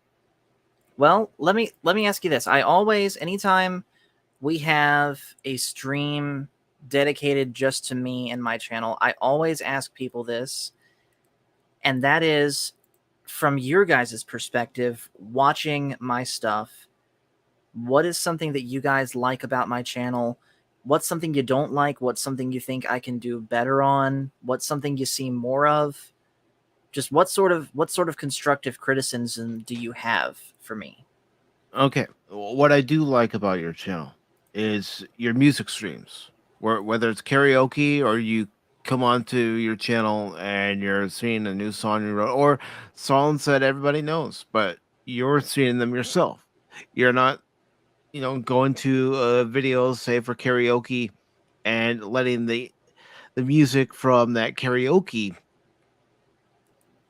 take over for the song. You're actually taking out one of your guitars, whichever one's appropriate for the song, and you're seeing it yourself. Thank you. Yes. Yeah, that's something that even outside of YouTube that I just try and stick by, because I legitimately have a hard time singing without having a guitar, because I've done it with a guitar for so long. Like, I can sing just fine without it, but it's more of a mental thing. Like, I'm singing, yet my hands aren't doing anything, and it just kind of trips me up. Mm-hmm. Now, if I had to give you a criticism, I would say I would recommend that you schedule your streams in advance a little more, because I found, especially as I have been doing this for almost 4 years, the more I schedule the streams, the better off people will know what's going on. Or if, say, you don't schedule the streams in advance, I don't know if you've looked at the community page of this channel, but I've started to put up a schedule as to what days I'm going to be streaming and what days I'm not going to be streaming. The days I'm not streaming, I say no video uploads or streams scheduled at this time. Meanwhile, for the days I am streaming, I have it for that particular day, particular time, and what it's going to be. Even if I haven't scheduled it yet, I still let people know this is what's happening. I posted in the community page. I've posted it in the Discord. I posted it on Twitter. Mm-hmm. I think that would help. Now, you know what they say about opinions. Opinions are like buttholes. Everyone's got them. Of course. But I definitely will try and do that. So you're talking like days out, right? Yeah. I'll give you an example. Let me just go ahead and go to the channel, and I'll give you a good example of what I'm talking about. So let me just go ahead and share the screen. Okay. And you can see exactly what I'm talking about. And what I'll usually do, this is how I do it, folks, is I post the schedule here first in YouTube, and then I take a screenshot of it and post it everywhere else. So as you can see, I put the day and the date and the time, and I put what's going to be happening, and then of course, same thing follows, and whether there's going to be a video upload or live stream. Of course, as you can see, no videos or uploads. But then I also put a notation at the very bottom at the end of the schedule, depending on how you want your schedule to go to. For this channel, for example, it goes from Sunday to Saturday. Say you wanted to do it from Monday to Friday or Monday to Saturday. It's up to you how you do this. But I do put a little notation down here letting folks know that all scheduled programming, dates, times, and platform destinations may be subject to change with or without notice. Just in case, there's one of those times where you go, oh, wait a minute, I want to stream this game. And even though I didn't schedule it, I can let people know as quickly as possible on the community page saying, this is spur of the moment. I'm going to do a stream, say, in 45 minutes and give them the time. This way, your subscribers get the notification as long as YouTube sends it out. And they go, oh, Paul's going to be streaming this. I'm going to stop by Paul's channel. Okay. Yeah, admittedly, I don't use my... I have access to it, but I don't use my community tab that much, so I may have to start doing that. Yeah, I mean, it's just another way of getting stuff out there. You can also post polls on the community page asking your subscribers, what do you want? And, maybe not post it like that. What do you want? No, but say you have an idea that's running through your head about what you want to do, and you want to get your subscriber's opinion on it. Right. Would it be something they'd be interested in? Yeah. Cool. You have anything else you want to add, Mike? Just, post a schedule to the community page. Make sure you share it to your Discord, and also post it on social media, any social media platforms you have. Okay. Yep, that's good. Like I said, man, when people are in there in the VC, there's times where you're not saying anything and it just feels like you're letting the VC dictate your stream, and so you should just talk more. And you should always be energetic whenever you're playing any games, you're doing your streams, with your music streams. It's just things that I've analyzed a lot of your streams, Paul. I analyze streams. Okay, I'm an analyzer. It's true. He's come to me and said, Mike, you weren't talking that much during that stream. Mike, what were you doing during that boss fight?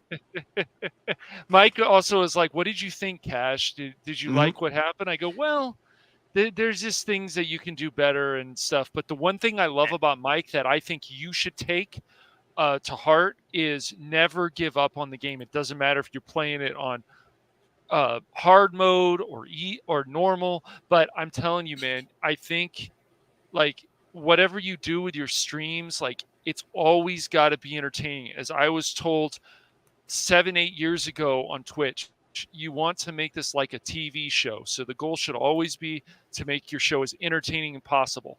Talk to people in BC, do streams even by yourself. You can do editing. You should do that. You don't just, and if you want to just do live streams, that's fine. And when you do like music streams, then you should actually, talk about, hey, this what inspired me in a song, and then start playing it. But even also, if there's only one person in there, I know you said that it's hard for you to come up with topics to talk about out of thin air. But even if you're just talking about random things, make sure you do the best that you can to make it as entertaining as you can. Okay. Right. Find the subjects that you are also most passionate about and just go with that. But always talk, like, unless you say there's no commentary. So then your goal is, if there's no commentary, to make the stream as interesting as possible without saying anything. But since you like more commentary, then go with saying as much as you want. And as I said, it wouldn't hurt to actually do streams where you're by yourself, where there's nobody in the VC. You just got to get used to it. And that will help you build your channel too. That is something that I definitely do want to implement more of. One thing that I do remember you said that you enjoyed that I was trying to do, Cash, when I was streaming Persona 5 is you liked when I did voiceovers for some of the... Yes, so I will is definitely do important more for of those that. games. You should. So as far as what games I'm playing through right now, I'll... It'll be interesting to figure out how to specifically implement all this, but I definitely will give it my best shot. Yeah, I mean, and when you're playing Dark Souls, you just can't give up. As I said, Paul, we've already seen it. I'm sure Mike would agree with me that, you have a lot of passion for Zelda, so you should finish some Zelda games. That's just my opinion. You have passion for Star Wars games. You should finish. If there's some you haven't finished, you should finish those. Because I know you haven't played that many games on your streams. In general, you haven't played too many, but that's because Phil always asks for Skyrim. No, that's not because of Phil. We're not going to throw him. Yes, under the it bus is. like Yes, it is. No. Where, you know how Phil could be, Cash. Where's my Skyrim? Phil's always, where's my Skyrim? And I'm a people pleaser. I can't help it.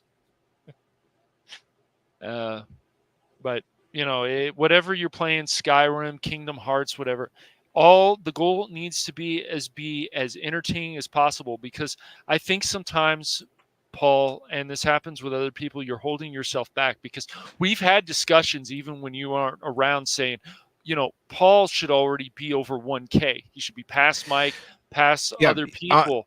Honestly, Paul, out of all of us, you should already be at 1,000 subscribers. Yes, you should. Yeah, I've had so I think like if that you myself. I think if you can stop holding yourself back with certain things, I think your channel will grow more. I really do. And this happens with a lot of people, Paul. It's not just you. I know. It's just always work. Don't let any streamer tell you that this isn't work and I don't want this because I go to work. It's work, man. But it can be rewarding too. Yeah, and that is ultimately... that is the ultimate goal, as I'm sure it is with every YouTuber, that I'd like to get this channel to the point where it becomes my job. I mean, it can, but just don't... you can strive for that, but just remember, man, it's very hard to want to quit your job. Even people who have big channels, like, it's taken them a number of years before any kind of financial gain has happened.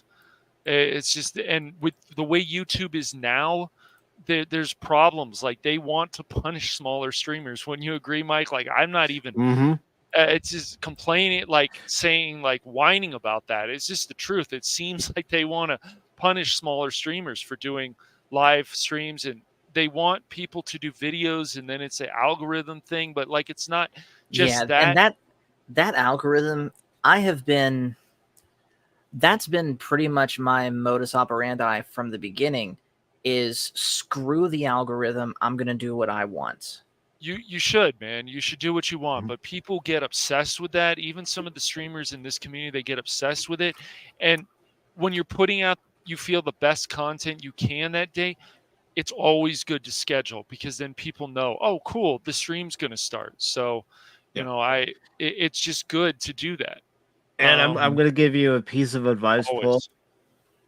And this is something I learned from doing my post-game recaps of the Cub games for the box score. I was at one point trying to get one out each and every day, and I started to suffer burnout because of trying to get those done, then trying to do game streams, and then I started to do Pop Talk at that same time. If you feel you need to step back a little bit, like I have, do it. Yeah, I had to do that already once this year with just YouTube in general, because I have hit that burnout before. There was a period of a good 6 to 8 weeks coincidentally when Tears of the Kingdom came out, but a good 6 to 8 weeks when I wasn't doing hardly anything for YouTube at all. And then, you know, I went to the ICC convention this year and I came back to YouTube. But honestly, I'm still kind of recovering.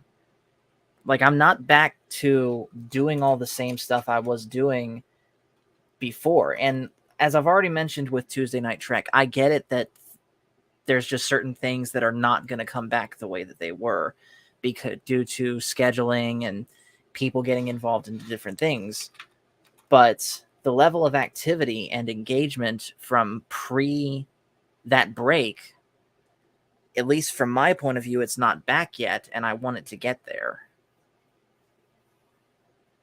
Well, you know, here's another thing you could do, and don't look for groups that'll have people saying, "Oh, if you pay us this amount of money, you know, we can get you subs." But you know, try to find, you know, Discord groups that say post your links so people will be more aware of your channel.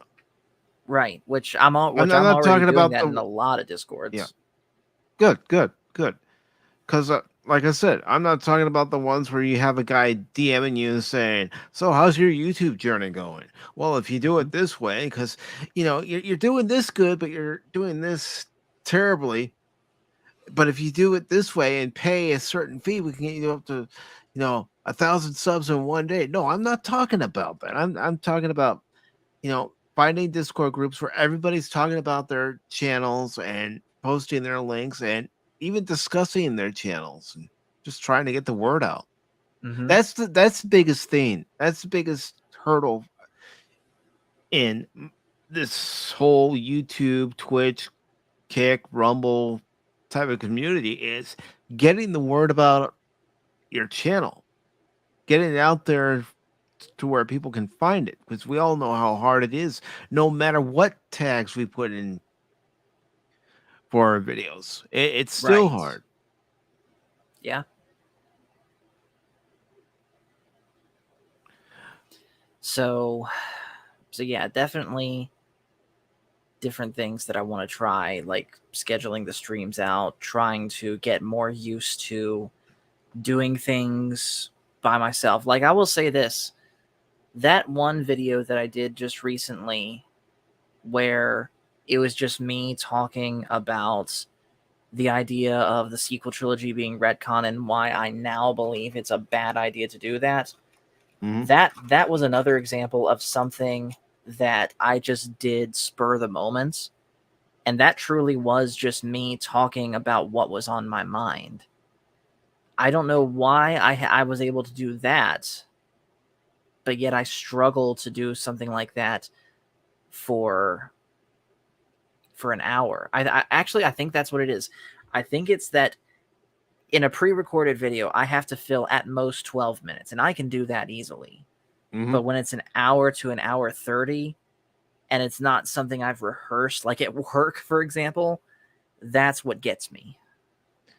Well, maybe you should consider doing more videos like that or more live streams like that, where if there's something on your mind and you want to get your thoughts out and you feel that this is the time I have to do it, then do it.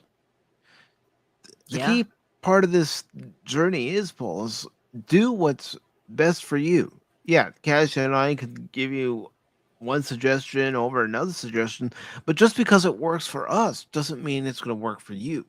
Exactly. Yeah, you're right.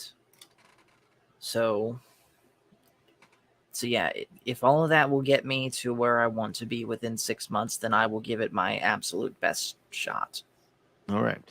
And on that note, folks, we are going to head over to Rumble. But before we do that, Paul, please push the Star Wars guys or Fandomology. Yes. Or the so- channel that has fandoms which collide.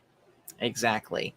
So yes, my channel is called Fandomology, and we talk about anything and everything pop culture. We do a lot of different gaming streams. Lately, the biggest thing we've been doing is Mario Kart for for my friends from a Facebook group that I joined recently called Team Danky Kush, or TDK for short. I've been doing a lot of stuff with them. We just started doing Fallout 4 again. Once I get back from vacation, I'll be getting into Dark Souls.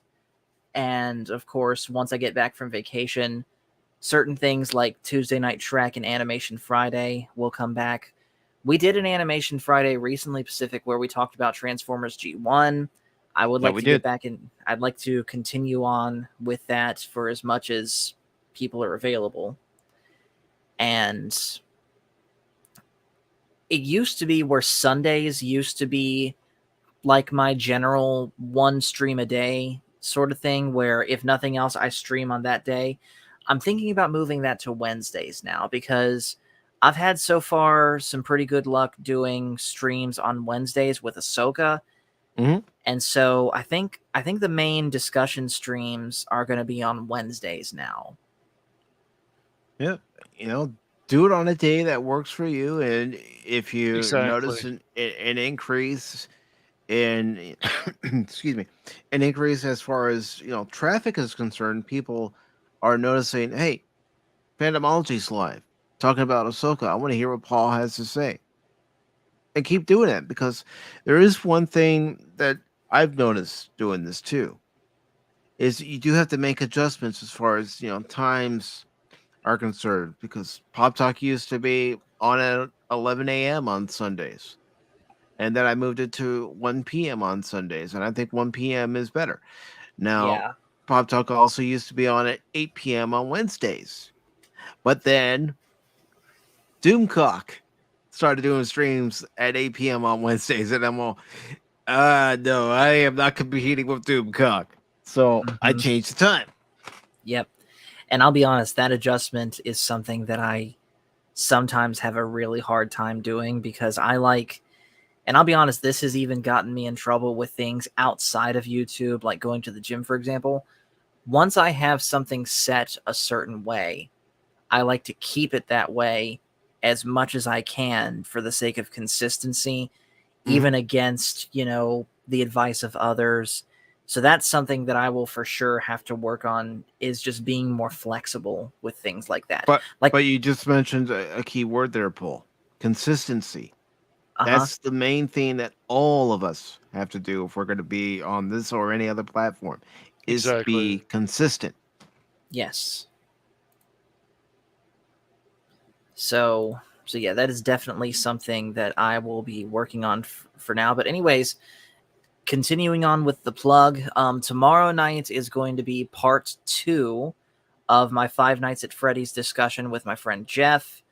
I think I'm going to do another gaming stream on Friday. We'll bring back Animation Friday with Tuesday Night Trek after vacation, once all that's out of the way. And then, of course, we'll keep streaming our discussions with Ahsoka on Wednesdays after the episodes come out. I did it a little bit earlier than usual tonight to accommodate for Pop Talk, but those are usually pretty much any stream by default for me nowadays is at 9:30 p.m. Eastern. That's about the time that works the best for me as far as work is concerned. Very nice. And Cash Money 007 of the Phantom Hooligans. Yes. What do you have coming up on the Hooligans?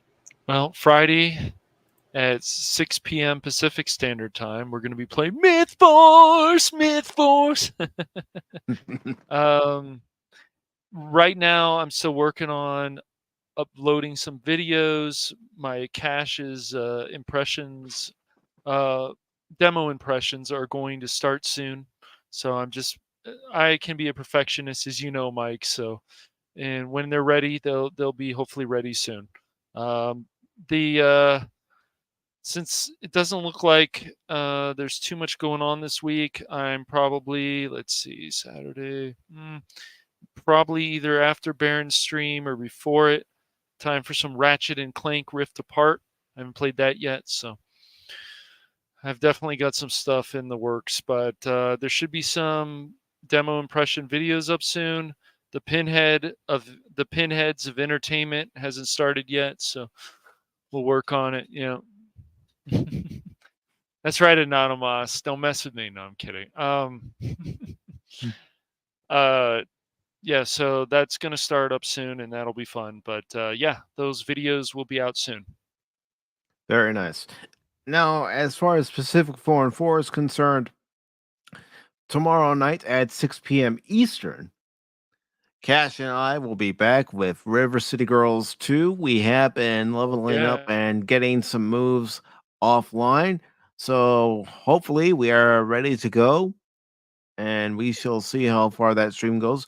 I know Cash has a stream to go to around a particular time, but that's okay. We'll get at least a couple hours of River City Girls in. And then Friday, not only will it be Myth Force on Phantom Hooligans, but I am going to dual stream it on PACIFIC414, both on the YouTube and Rumble channels. So that's why I say streams, uploads are subject to change, because you never know. There could be a game that comes out, or there could be something that we want to talk about. It's like, all right, okay, I know I usually don't stream on this day or this day, but I want to play this game, or I want to talk about this, so we're going to talk about it. So basically, it sounds like you're becoming Darth Mooch to Cash. No, you're the only Darth Mooch. Nice try. Nice try, Polly boy. And we're watching you. But right now, folks, if you'd like to follow us over, we are going to be going to Rumble. Those of you on Rumble, stand by. But I do want to thank everybody who was over on the YouTube side real quick. I never want to leave you guys just out of the blue and make you think, what, does he not appreciate you? No, I do appreciate you. That's why I want to say thank you to T-Gap Steve for being here. Thank you to Kitty Bear for being here tonight. Also, Ensign Rusher. Hey, I'd take Ensign Rusher over Wesley Crusher any day. And Lord Crit of Everest Productions. Yes. Yep. And DJ Ronnie G was here. Kathy Skywalker was here. The long-suffering Mrs. Tag was here. Bucky's Crafting was here. Lester, San Jose, the Skeptic Tank was here. The Nerdporial Lifeform was here. The lovely Leia Rose, the Princess of YouTube, was here. The Padawannabe was here. We also had Killy Chow, Roll Tide, Killy Chow, Roll Tide. And Anonymous, Anonymous, Thank you, Anonymous. And Real Wade Gaming Clips, thank you for being here. And of course, he was here earlier, and now he's over on Brandon the Anime Guy's channel. Baron Orman Tagge was here, both in the chat and on the panel. And of course, Tim's Talk was here. So thank you all so very much. Hope you liked what you saw. If you did like what you saw, please make sure to share out this video, leave a like on it, and please subscribe to Fandomology. Let's get Paul to 500 subs. Let's get him monetized, baby. Yes. And until then, remember, I'm not just a baseball guy. I'm an all-around guy. Have a good night for those of you on YouTube.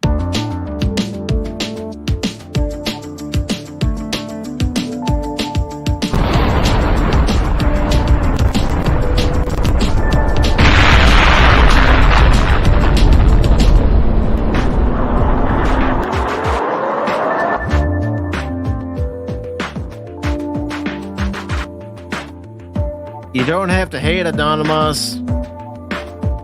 Love, not war.